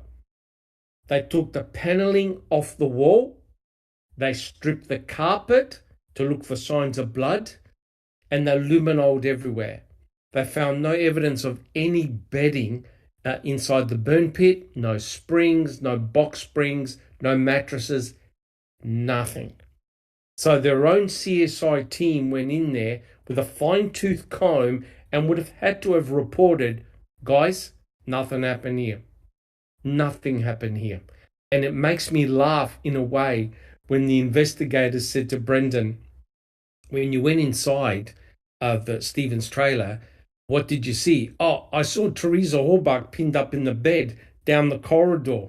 Oh, well, we already know that the bed was 90 degrees to the corridor. So when you look down the corridor, you're not going to see a bed. You're not going to see Teresa Horbach. You're not going to see nothing. So Brendan got the whole orientation of the room 90% wrong, which means how did Stephen change his bed and move all the books, documents, and moved all the dust from one location to the next? Sunshine Christina. I think that's Brendan trying to show people he is false confessing, making statements Correct. like that. Also, Correct. I just, for those who aren't familiar with trailer homes built 60s, 70s, and 80s, when they say they took the paneling off the wall, that literally means they took the wall. Because when you take the paneling off, you're looking into the next room. So they literally took the wall out of Stephen's house, brought it in, and luminoled it, and found nothing. Correct. 100% correct. You can actually see the bare electricity wires on the wall, right? The electricity wires that were behind the wall. They took the paneling and they looked at the bed head, right? Because Brendan said that Teresa Horbach was shackled, right? And they checked the leg irons, they checked the handcuffs. They didn't find any cells or blood belonging to Teresa Horbach. This is a young 25-year-old woman fighting for her life, shackled to a bed with toys. Toys. These are things that you buy at an adult shop. They're not hardcore leg irons, right? Or handcuffs. And they even had the little key attached.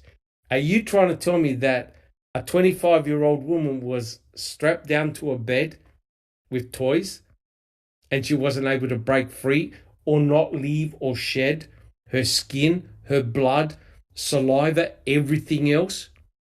The whole thing, guys, is the biggest lot of, to quote Alice, bollocks you have ever seen or heard in your life.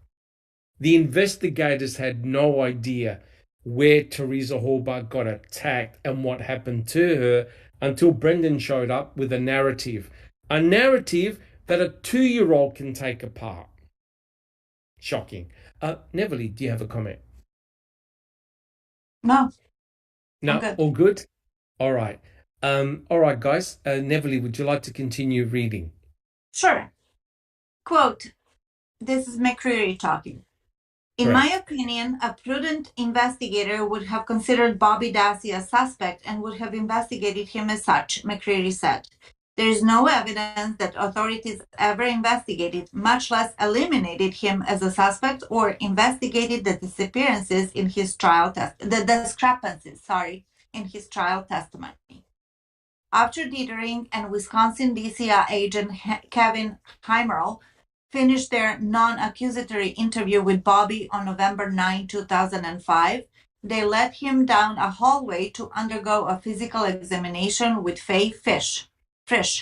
She was a nurse at the Aurora Medical Center near Manitowoc. Dietering noted he questioned Bobby Dassey regarding scratches on Bobby's upper back.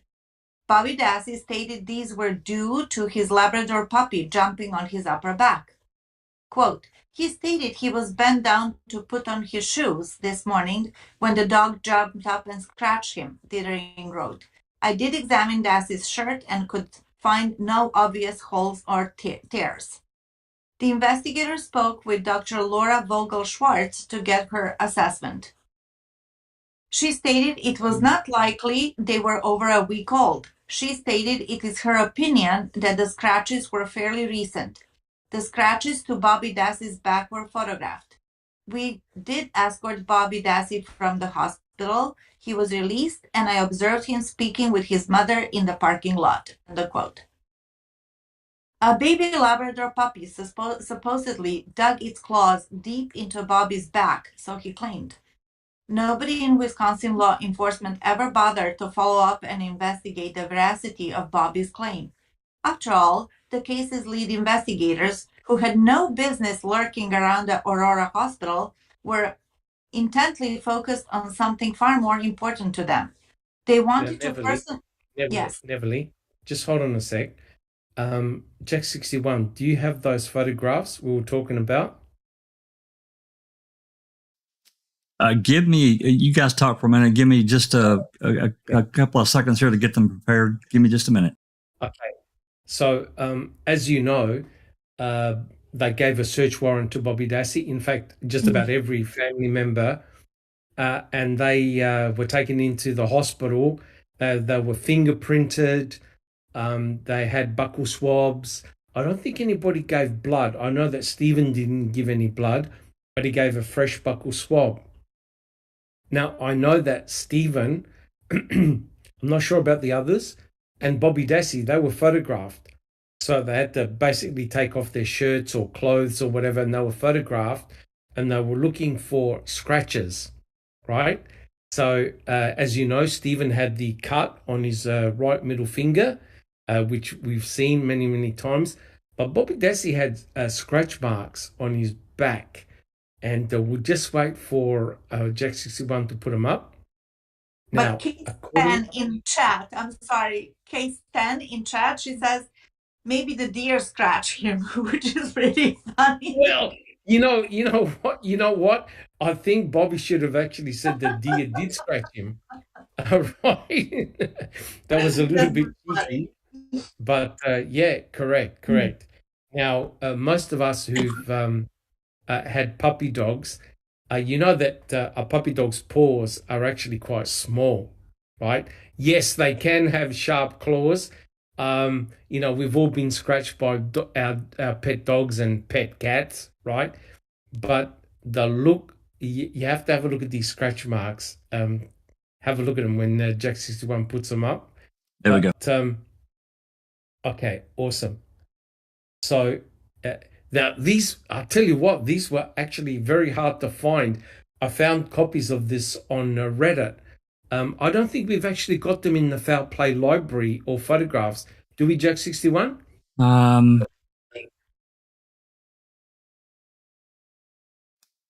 Yeah, I can't recall. I don't think we do. Yeah, but somebody got them.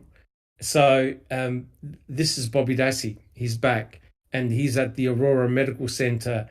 And there are scratch marks. If you're looking at the photographs, they're to his right. If you're looking at the photograph, they're to his upper right-hand side, looking at the picture. And if you have a look at the next photograph, I believe they do a close-up shot. And you can see that there are scratch marks And what's interesting here is the distance between the scratches, and they even put measuring a marker. I think we've got that in the next photograph, Jack 61. And yeah, if you have a look over there, you can see that they're relatively deep scratch marks. And I don't know about you guys who ever owned a puppy, but do they look like puppy scratch marks to you? Jack 61. Well, that had to be a pretty big puppy. I mean, you can see there. I'm not sure if that scales in inches or centimeters. It's probably inches, but that one right there looks to me like this one right here in particular looks like almost an inch apart. Yeah. Yep. And you could do it. You could do it yourself. You can scratch your own body, and you're going to get very close to that distance apart.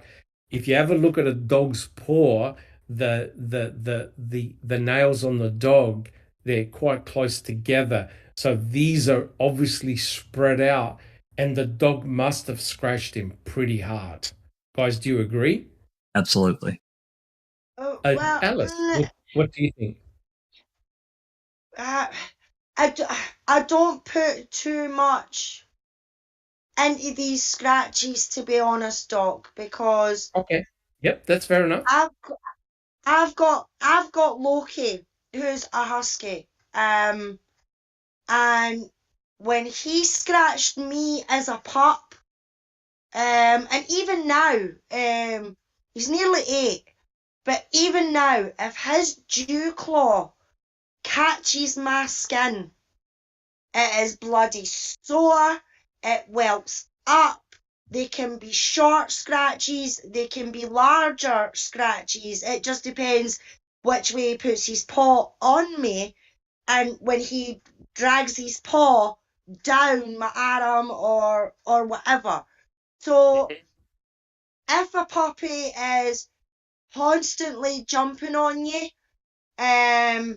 because you're playing with it or you're excited with it,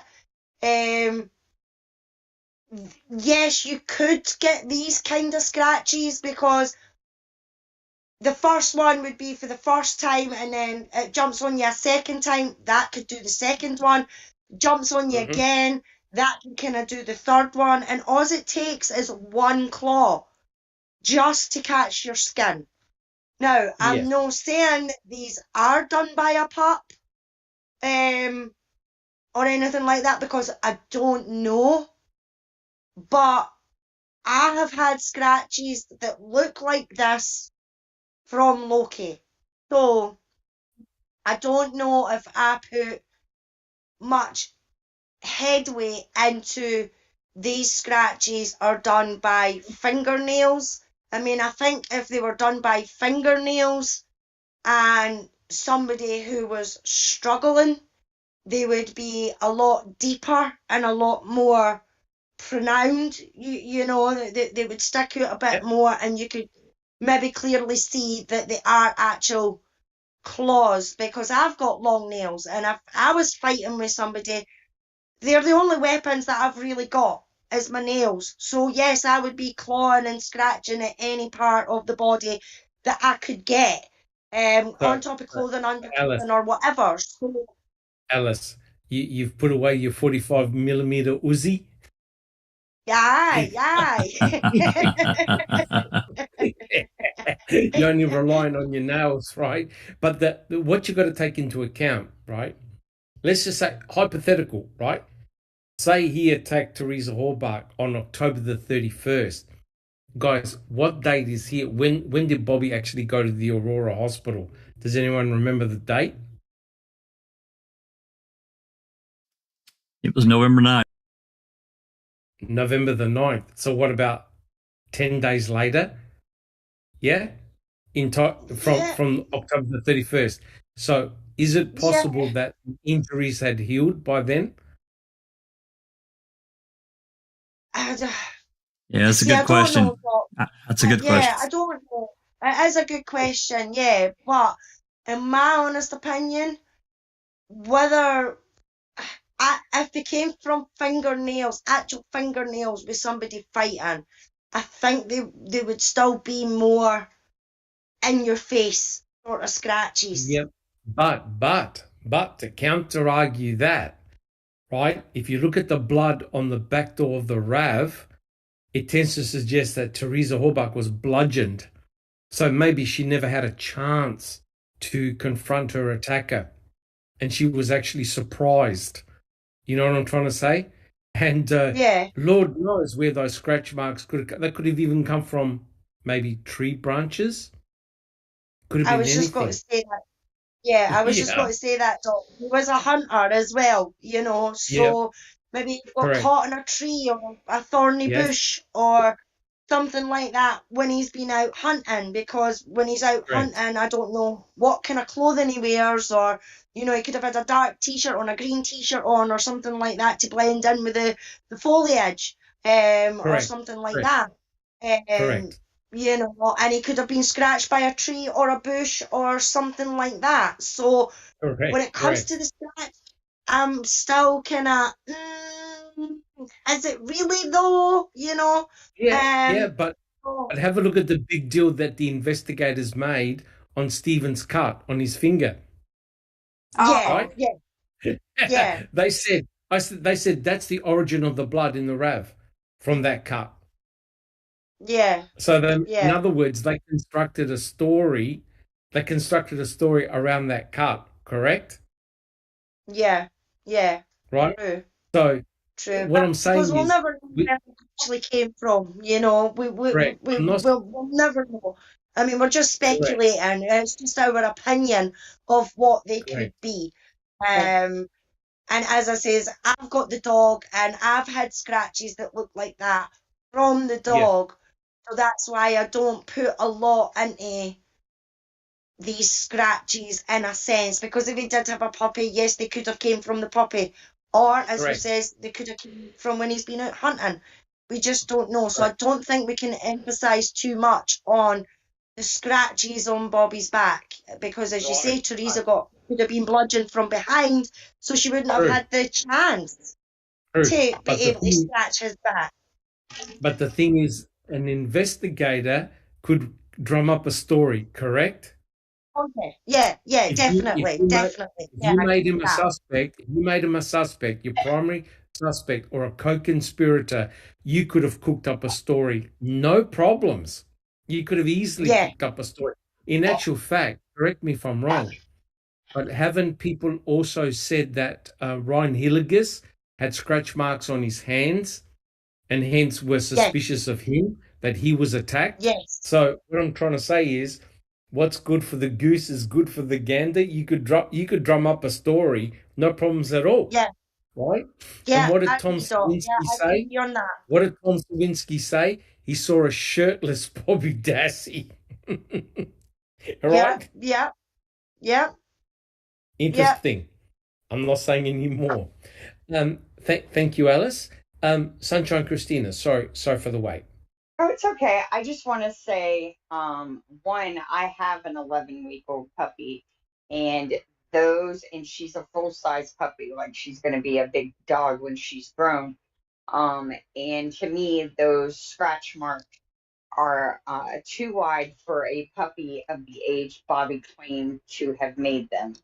Also, if someone, I think we all agree, Teresa was likely surprised and bludgeoned prior to being abducted. And if she was tortured, the torture took place after whatever it is that caused the blood Yes, in the back of the rat. People with yes, head injuries, and you kind of alluded to that, people with head injuries are not going to be at their best physically, mentally, any of that. She could have been in and out of consciousness. She could have been severely incapacitated. And that's likely, if she is the origin of those wounds, that's probably why they're not deep gouge marks, because yes. she was severely injured by whatever caused the blood in the back. Correct. Correct. But again, it's one of those things. You give a free pass to Bobby on all aspects. But with Stephen, there's no free pass. You make it a nice, neat story. He's your prime suspect. Jack 61. Yeah, Doc, there's a couple of people that have joined us that I haven't seen. We have Daisy Lady, KLG, and our William. But Daisy Lady, KLG has a question that you can answer. She says, did they ever check the DNA on the blood swap by the ignition? Yes, they did. They did. And it came back to Stephen Avery. Correct. Yeah, I believe all the droplets of blood that were in the front part of the RAV were tested by Cherie Colhane, and they all came back to Stephen Avery. And the only sample that was tested for DNA methylation studies was the blood on the seat, the passenger seat, and that also was tested by the researchers, and they also came back to Stephen Avery. Even though there was a 9.4-year discrepancy in age, it was within their 10-year limit. But that came back as Stephen Avery. So we know that there are at least 3 genomic DNA profiles on that RAV. Stephen's, Teresa's, and an unknown third party, 823. So someone bled and left their blood on the back door. We don't know who it is. Awesome. Neverly, would you like to continue reading? Yeah. So we were talking about Wisconsin law enforcement. Can I just back up a little bit? It says nobody in Wisconsin law enforcement ever bothered to follow up and investigate the veracity of Bobby's claim. After all, the case lead investigators, who had no business lurking around the Aurora Hospital, were intently focused on something far more important to them. They wanted to personally monitor the DNA collection from their new prisoner, Avery, who was being asked to submit fresh new DNA samples to the lead Wisconsin detectives, even though he was only being arrested on a charge of being a felon in possession of a gun, not murder. Correct. Right. And this Faye Frisch, is that her name, the nurse? She was the one who collected the buccal swab from Steve, and also the groin swab when there was that oopsie daisy moment. Yeah. Correct. So she's the same nurse that did the Bobby's. Yes. Yeah. Okay. Prosecutor Kratz would not charge Avery with the first-degree murder and mutilation of a corpse until a week later, November 15, 2005. Well, can you see now? Can you see now, guys, how weird it was that we wrote this search warrant wanting to get Stephen's computer and actually documenting what he thought he was going to find on Stephen's computer. And Jack 61, what about and also Sunshine Christina got that document about the bones that were found at the clandestine burial site and the blunt, bloody object found at the back of the RAV at Jack 61. Yeah, absolutely. That's the surprise and wonderful open records request that Sunshine Christina got for us with this unfiled search warrant. It doesn't matter if it's to me it has little bearing, because now I received today the permission slip from Todd Vanderwerf that and his wife I saw was part of that. Her name's not on this one, but this document, I'll have those up hopefully tomorrow for everyone to look at. But these were permission to search that Cuss Road property that they owned, where they found this burial site, this temporary burial site. And Tim Tedious found that document. Actually, I need to get that to Jinx. This reply that Fallon wrote, the Beating and Straying, where he's talking about these officers being so busy they couldn't blah, blah, blah, and then finding bones at the clandestine burial site. Absolutely. Correct. So, guys, can you see? I know it's obvious, but can you see that there's another narrative going on? There's another narrative going on in this case. Absolutely. that and your good work, Sunshine Christina's good work, a lot of researchers' good work have uncovered that narrative. There was another narrative going on, and it didn't involve Stephen Avery. And you can see it's been covered up from the get-go. Anything that didn't point to Stephen, they ignored, right? They ignored. And it's obvious that it's all coming out now. And that's why Colburn now is like a worm dangling on a hook. He's in a very dangerous position. He really is. Because they could all abandon him and throw him under the bus, guys, very, very easily. Well, And remember, sorry, Jack 61. No, I'm sorry to interrupt, Doc, but this is a hypothetical, but can you imagine that if by some good grace of the great maker that Zellner does get a hearing and she's able to, let's just say, talking about this unfiled warrant, Christina and I probably would be passed out from joy, but can you imagine if Zellner was able to get Wiegert on the stand and question him about that unfiled warrant and say, Look, and that lab tech that that had to have reported it from the Wisconsin Crime Lab.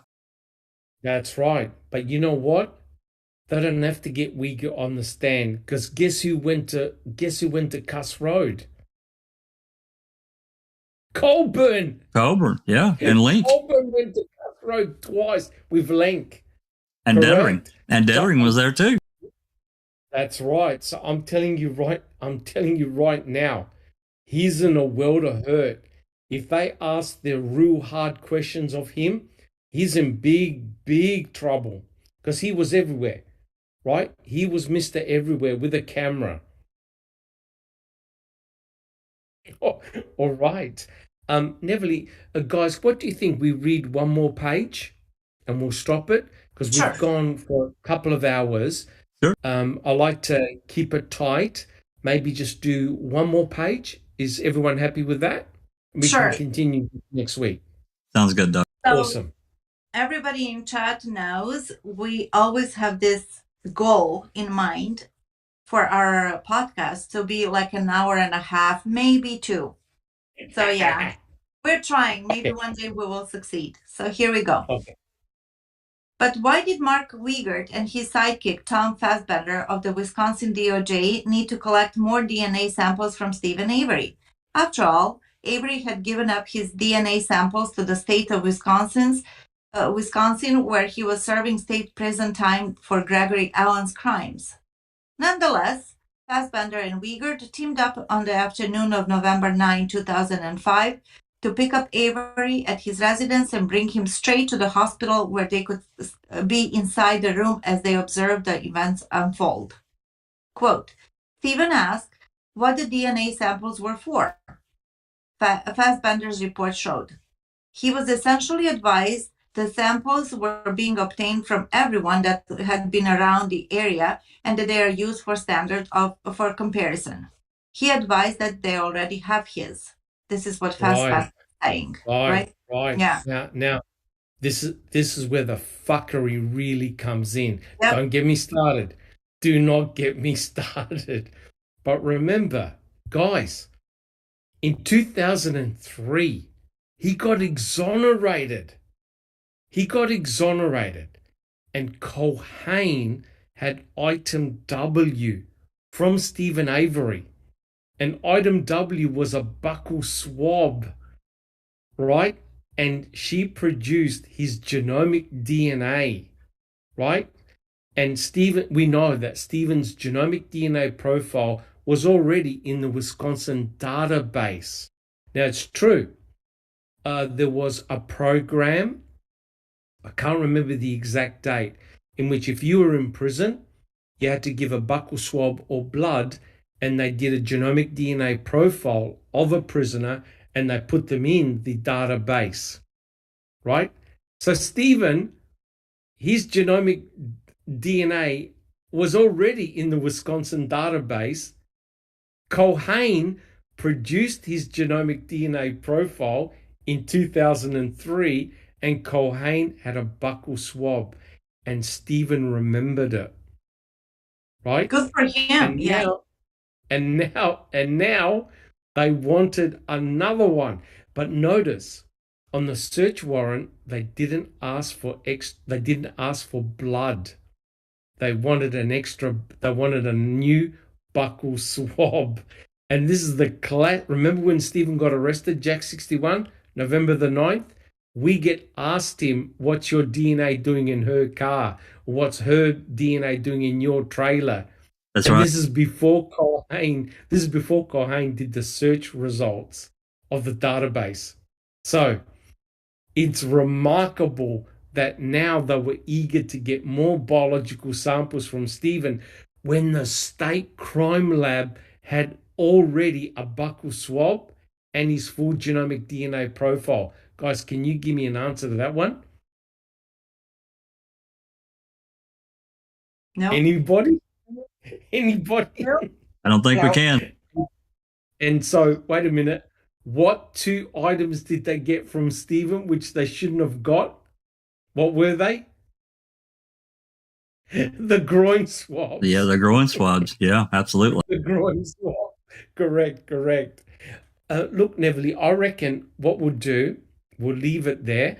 I know we've got a lot of people in chat and stuff like that, but I think we'll leave it there because we're going to go into another area altogether, which we'll have a lot of discussion on. Guys, are you happy to leave it there, or what would you like to do?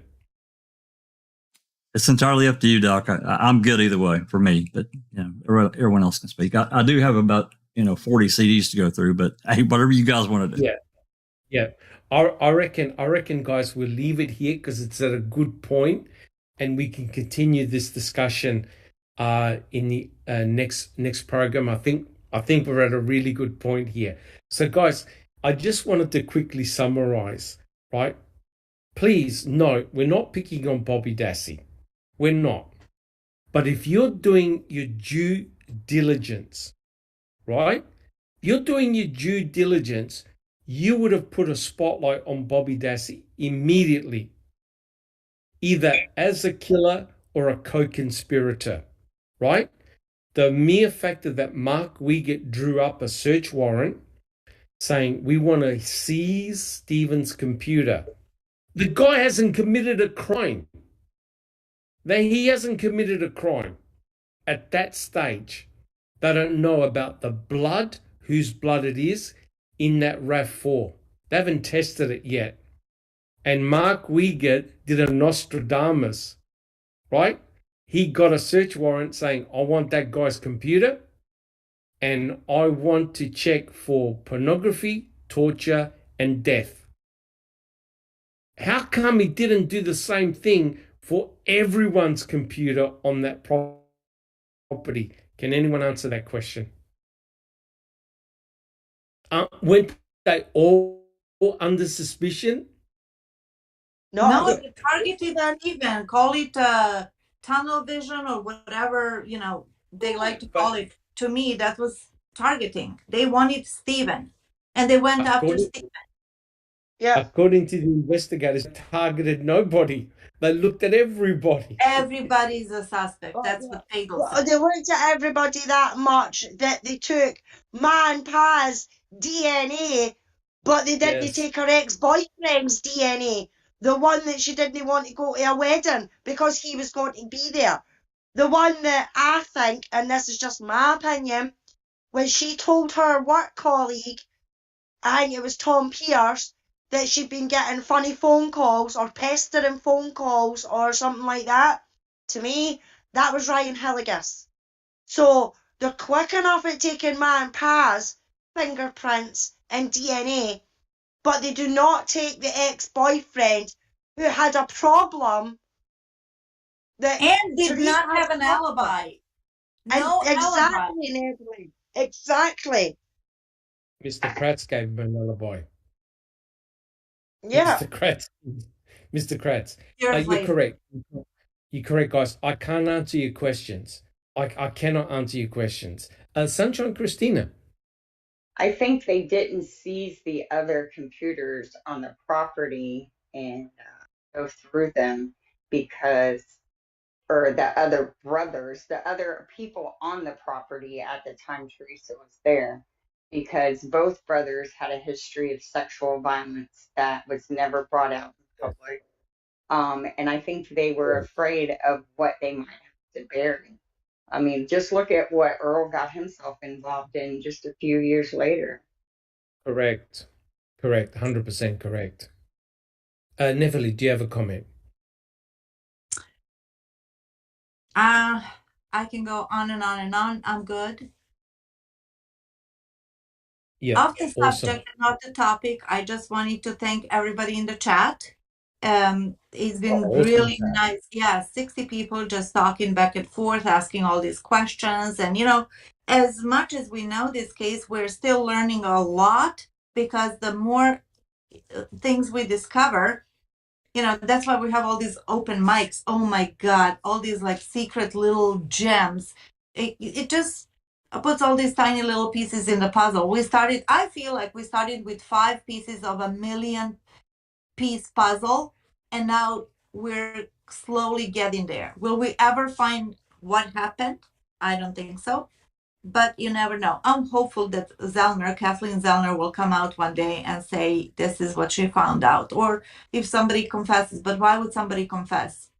I don't believe anybody would. But off the topic, Correct. I wanted to give a shout out to my son. He is a U.S. Marine serving across the world. I miss him very much, and I just wanted to say that I'm very proud of him, and Mama misses him. Semper Fi. Fantastic. Yep. Well, he'll be very proud that you're part of our play and doing podcast. He is. Yeah. Correct. I'm glad Correct. I didn't listen to this one when I was reading all these naughty words. Oh my goodness, Oh, that the would be shocker. awkward. Yeah. Somebody in chat said that Ken Kratz had an orgasm after you read all those terms. That was Andy. That was Andy B. Correct. Well, look, guys, again, a fantastic episode, and thank you so much for all your comments in chat. Look, guys, we don't know all the answers, right? We are asking hard questions, right? And yes, the blood in the RAV4 is very hard to explain. None of us are denying that, and it does look bad for Stephen Avery, right? We're after the truth. And if you've got an open mind, and you're an investigator, you would not have given Bobby Dassey a free pass. I'm sorry, right? What is good for Stephen is also good for Bobby, right? And so now it's very interesting that all this is coming together really nicely with Kathleen Zellner's filing, her latest filing. And I believe that there is some movement in that. I think the state want to solicit some type of response, but I'm not a lawyer. I don't have a legal background. Maybe Sunshine Christina knows a little bit more, or Jack 61. Sunshine Christina, do you know a little bit more about? No, but I just want to say Stephen's blood in the RAV looks bad as long as you don't add in the fact that he had been framed, and there was lots of evidence that made it look like he was guilty of Penny Bernstein's assault. And he was in the midst of a $36 million civil suit. And we all know that cops fudge evidence to get their guy all the time. And there's none of her blood in his house. So let me just advocate for the innocent guy. Yeah. Sorry. Yeah, correct. We've said it many times. Thank you, Sunshine Christina. The crime scene or crime scenes make no sense. They make no sense. If there was a violent sexual assault, you would have known about it. You cannot hide, disguise. Trust me, I've worked with DNA for a very long period of time. You cannot hide all traces of DNA. And just to prove it, Cherie Cohen said that as part of her protocol, they have to scrub down their benches, right, using some type of bleach. And yet, They've got DNA samples from cases that have got nothing to do with anything, right? They isolated genomic DNA from people that had nothing to do with the cases they were working on, right? Because DNA is in the air, right? It can aerosolize and land on on any surface. You don't believe me? You take your house, you can go with swabs everywhere and you isolate genomic DNA, right? It's everywhere. And even though you think you can clean it, you cannot remove all of it. Plus, microspray of blood, you're not going to be able to get rid of that. So I understand about the blood in the RAV, but the entire thing, if you look at it in its entirety, it makes no sense. Otherwise, none of us will be here. If even Kathleen Zellner said, "Hey, you got the suspect's blood and the victim's blood in the same vehicle, jeepers, that looks bad." But when her own DNA experts looked at it, right, and investigated the forensic evidence, it made no sense, right? That's why we're here, to ask the hard questions. And if Stephen is found ultimately guilty, he's in prison. He's in prison. He's not walking the streets. He's not going to Los Angeles and playing the casinos. He's in a cell, right? He's in jail. He's not walking the streets. So we're asking the hard questions. We want to find out. Wherever, right, guys? Wherever the chips may lie. He's not our folk hero. He's not. We don't idolize Stephen Avery. We don't. But we recognize the sheer cluster fuckery that went on starting from 1985, right? Exactly right. They're the CDs. So we've got more stuff to look at, right? So we're not scared to ask the hard questions, right? But if you're a guilter, you need to be open-minded too. That's all I'm saying. Wherever the chips may lie. That's the important thing. All right, guys. Well, look, an amazing podcast. And thank you so much, everyone in chat. We've got a lot of people in chat. Thank you so much for your support. We all work very hard for free, right? We want to get to the truth, just like you guys. And hopefully that you found these podcasts interesting and stimulating. Please, if you like, subscribe. We've got a huge increase in subscribers, right, Jack 61? We got over like 70 within a very short time period, which Absolutely. is awesome. Yep. There's a lot of people that joined up after, starting in the summer months, which is generally a more lull time. People are out busy and doing, summertime things, vacations and whatnot. But in the last 5-6 weeks, we've gotten a good influx of subscribers. We really appreciate it. The interest in the case, not only this specific case, but the Colburn affair and, a few other cases that we follow as well. We don't have as many updates for them because there's nothing happening, but absolutely, Doc. Yeah, I think we're at 2071. So absolutely. If you like what we do, give us a subscribe, a comment, turn on the bell and there's more coming. I can promise you this coming week, we've got more stuff coming. Absolutely. The amazing thing is the incredible segue, how everything is coming to a pinnacle. It truly is remarkable. Jack's fine work doing the open mics, Sunshine Christine and everyone, and also I don't recall with all the documents, etc. It's all coming to a head, and also now reading with the crew. Don't worry, we're going to read most of the book anyway, but it's all coming quite nicely together. And again, guys, please subscribe if you haven't subscribed. Give us a thumbs up if you enjoy the podcast, and fantastic. So we'll just quickly go around the table just for quick final comments. Jack 61.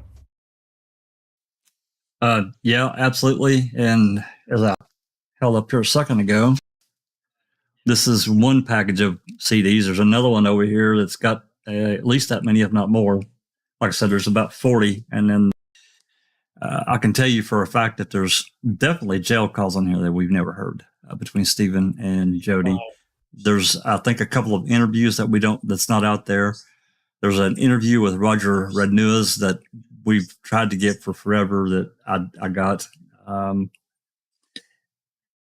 can't remember everything else that I got. But anyway, I'll start working on that and getting everything uploaded, and then we'll get it converted to, videos and get those shared as quickly as we can, get them, organized and whatnot. But so you'll expect to see that. I'll try to warn everybody when we start to upload to YouTube. So if you want to you don't get a million notifications. I know it's irritating. Bills. Yeah, it's irritating. Yeah, we get it. I thought it was at a casino. It's irritating when that happens, but there's no other way to do it. When you upload, it's there. So but I'll try to give everybody fair warning when we do that, and that way they know it's coming. Open mic tomorrow is going to be more Coburn, and we're nearing the end of what there's less in front of us than was behind us. So we're nearing the end of the new stuff, but there's still Laura Riccardi's declaration and exhibits. And personally, just a little segue into that, I don't see how Coburn can survive summary judgment. I don't. Everything you've seen, I'm sure, Doc, and Neverly, and everyone that's been listening, and I just don't see how. Maybe others have a moment to comment about that, but God, and this other whole thing, this underlying theme you've been talking about, how with these other involvement of other people, his own lawyer encouraging him not to talk with this exclusivity to convicting a murderer. That spells out a different goal than him being able to go out and speak on his own and tell his story. So anyway, a lot of interesting things coming. Really appreciate it. So tomorrow it's going to be really early. Well, less early for you, Doc, since the time is switched for you, but we're going in an hour and 15 minutes early. So it'll be 3:45 Central. Yeah. So it's an hour and 15 minutes earlier than we normally go, but that gives us a little bit more time. It's not quite as late for the Europeans, a little bit earlier for you guys, but yeah, we're going to get started early. So thanks, everyone. Awesome. Thank you so much, Jack 61.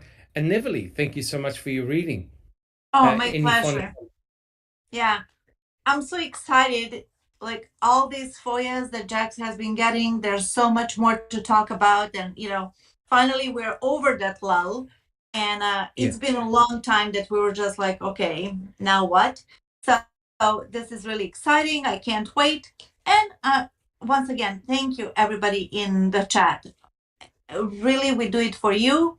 And we're all in this together. And the more we know, the better for all of us. And as Dr. Silkman always says, no matter where the chips fall, we'll deal. So we're not closed-minded. We're just pushing through and finding out more and more. And on a personal note, I have a goal. I want to be better. I want to do personal growth of sort. I, like everybody else, I'm on YouTube all the time, but I rarely go back to the channel, whatever I listened, and I'm going to be better about that because I might as well, because you know what I mean?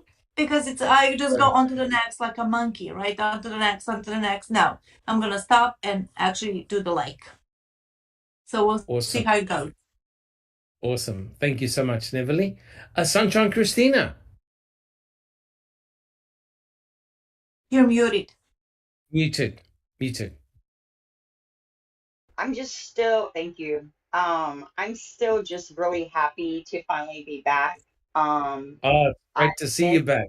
Yeah, I've got a lot to catch up on and just going through, still trying to figure out what my first podcast back, what the topic's going to be. There's so many things that have happened just in the 4 months that I was gone. I don't know if I'm just not sure what direction I want to take for the first one.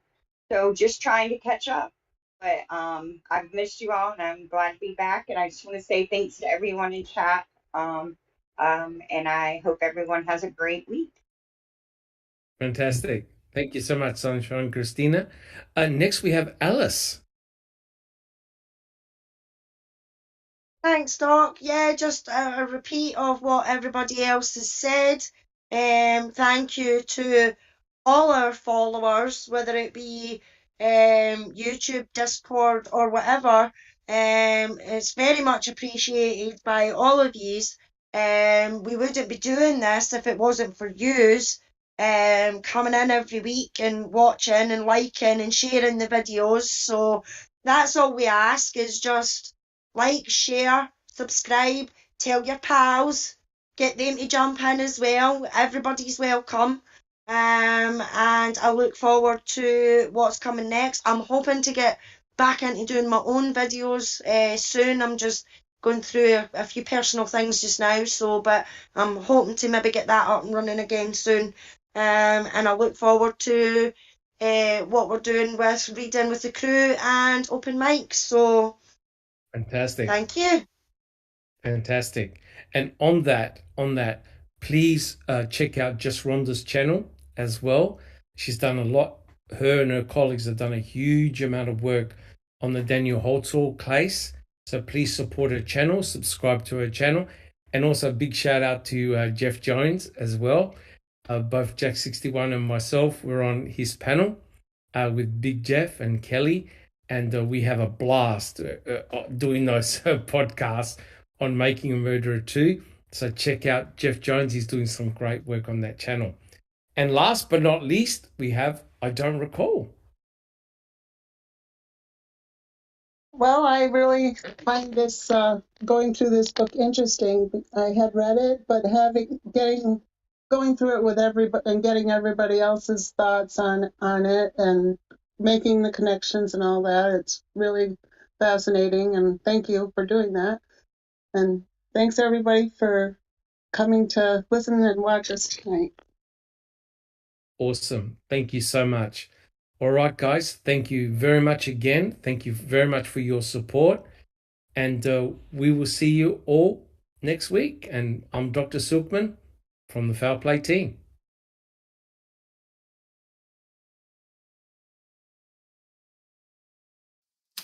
This has been a Foul Play production.